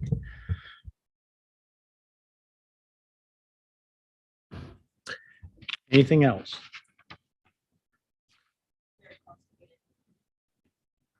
The inside out thing, I know there's no cost. No. Ms. Bowden. I'd just like to make a motion to adjourn. Oh, just kidding. Future You agenda items. Jumped ahead. I did jump ahead. Future agenda items. Ms. Hurd. Thank you, Mr. Chair. So I had spoken briefly with Tanya and Jake about potentially having policy committee look around something along the lines of say something, see something, say something. Kind of what Member Medina mentioned, students that are in a group chat that are potentially seeing something that they know is not okay, but then they don't want to say something in fear of retaliation or getting in trouble or repercussions of some sort. Just our students are our best, I don't want to say weapon, but a tool. Thank you. Our best tool against bullying and threats to our schools and each other. So I don't know if that's something that policy does or something that policy can do or something that we can do as a committee, or if Jake will allow that to happen. I think that's the committee's call. I'm not opposed to it all. I think it would be really great to have some language around that. I do want to just add as a note, I'm not sure if I share this with you or not, COVID brain, we missed a meeting, I apologize. But we had 2 students come down to my office with their families independently of each other without public recognition to issue them a certificate and a letter of appreciation for helping us resolve as people who did exactly that. They saw something, they said something, they helped us resolve an issue. 2 separate issues, both at a particular school, and Principal Putnam and Officer Burkhart joined us for that. So we actually took a picture to share with the family. They were okay with that, but we didn't post anything publicly, specifically because we wanted to your point, appreciate and thank them for seeing something and saying something, but not putting them in a compromised position with their peers. So just to share that out, that we do make those efforts, and I believe Sergeant, I keep saying Sergeant, Chief St. Pierre wrote a letter. I shared correspondence, as did Mr. Putnam. Yes, Ms. Hurd. Just to add to that, and this is just like kind of another layer to that, but parents too that may like see something, maybe they don't know the right channel or who to contact or how that goes. So I was thinking maybe there could be, and again, I don't know who would man this, but like a text line or something that they could, shoot a text or something to, or something along that line, just an easy way to like get the information to somebody. Again, I don't know who would man that, but They have award reps they could probably reach out to. Well, I don't want my number to be out there for that, but I do think it could be beneficial to share people that, what do you do if it's off hours and you have a concern of that level? And I do think it's important that people don't forget that school and school staff and administration are great at this kind of problem-solving work.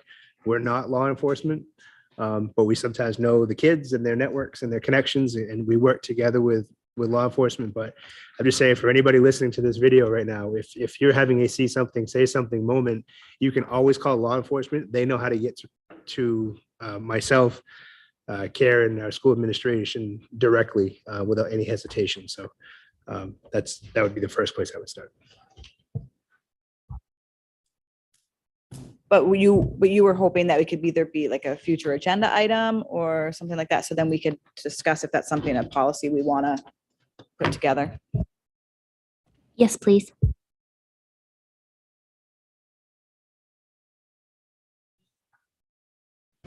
I'm going to reiterate my request for an agenda item about graduation requirements and the way in which students are nurtured and warned and, about what's coming, supported through the process.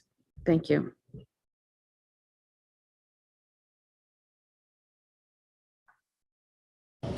I just want to say something real quick. I just want to say thank you for recognizing those students. I think that's huge. Nowadays, kids, give each other thumbs up for recording the bad stuff or for doing stuff like that. So I think that's really, really, really important. And I hope to see more of that happen.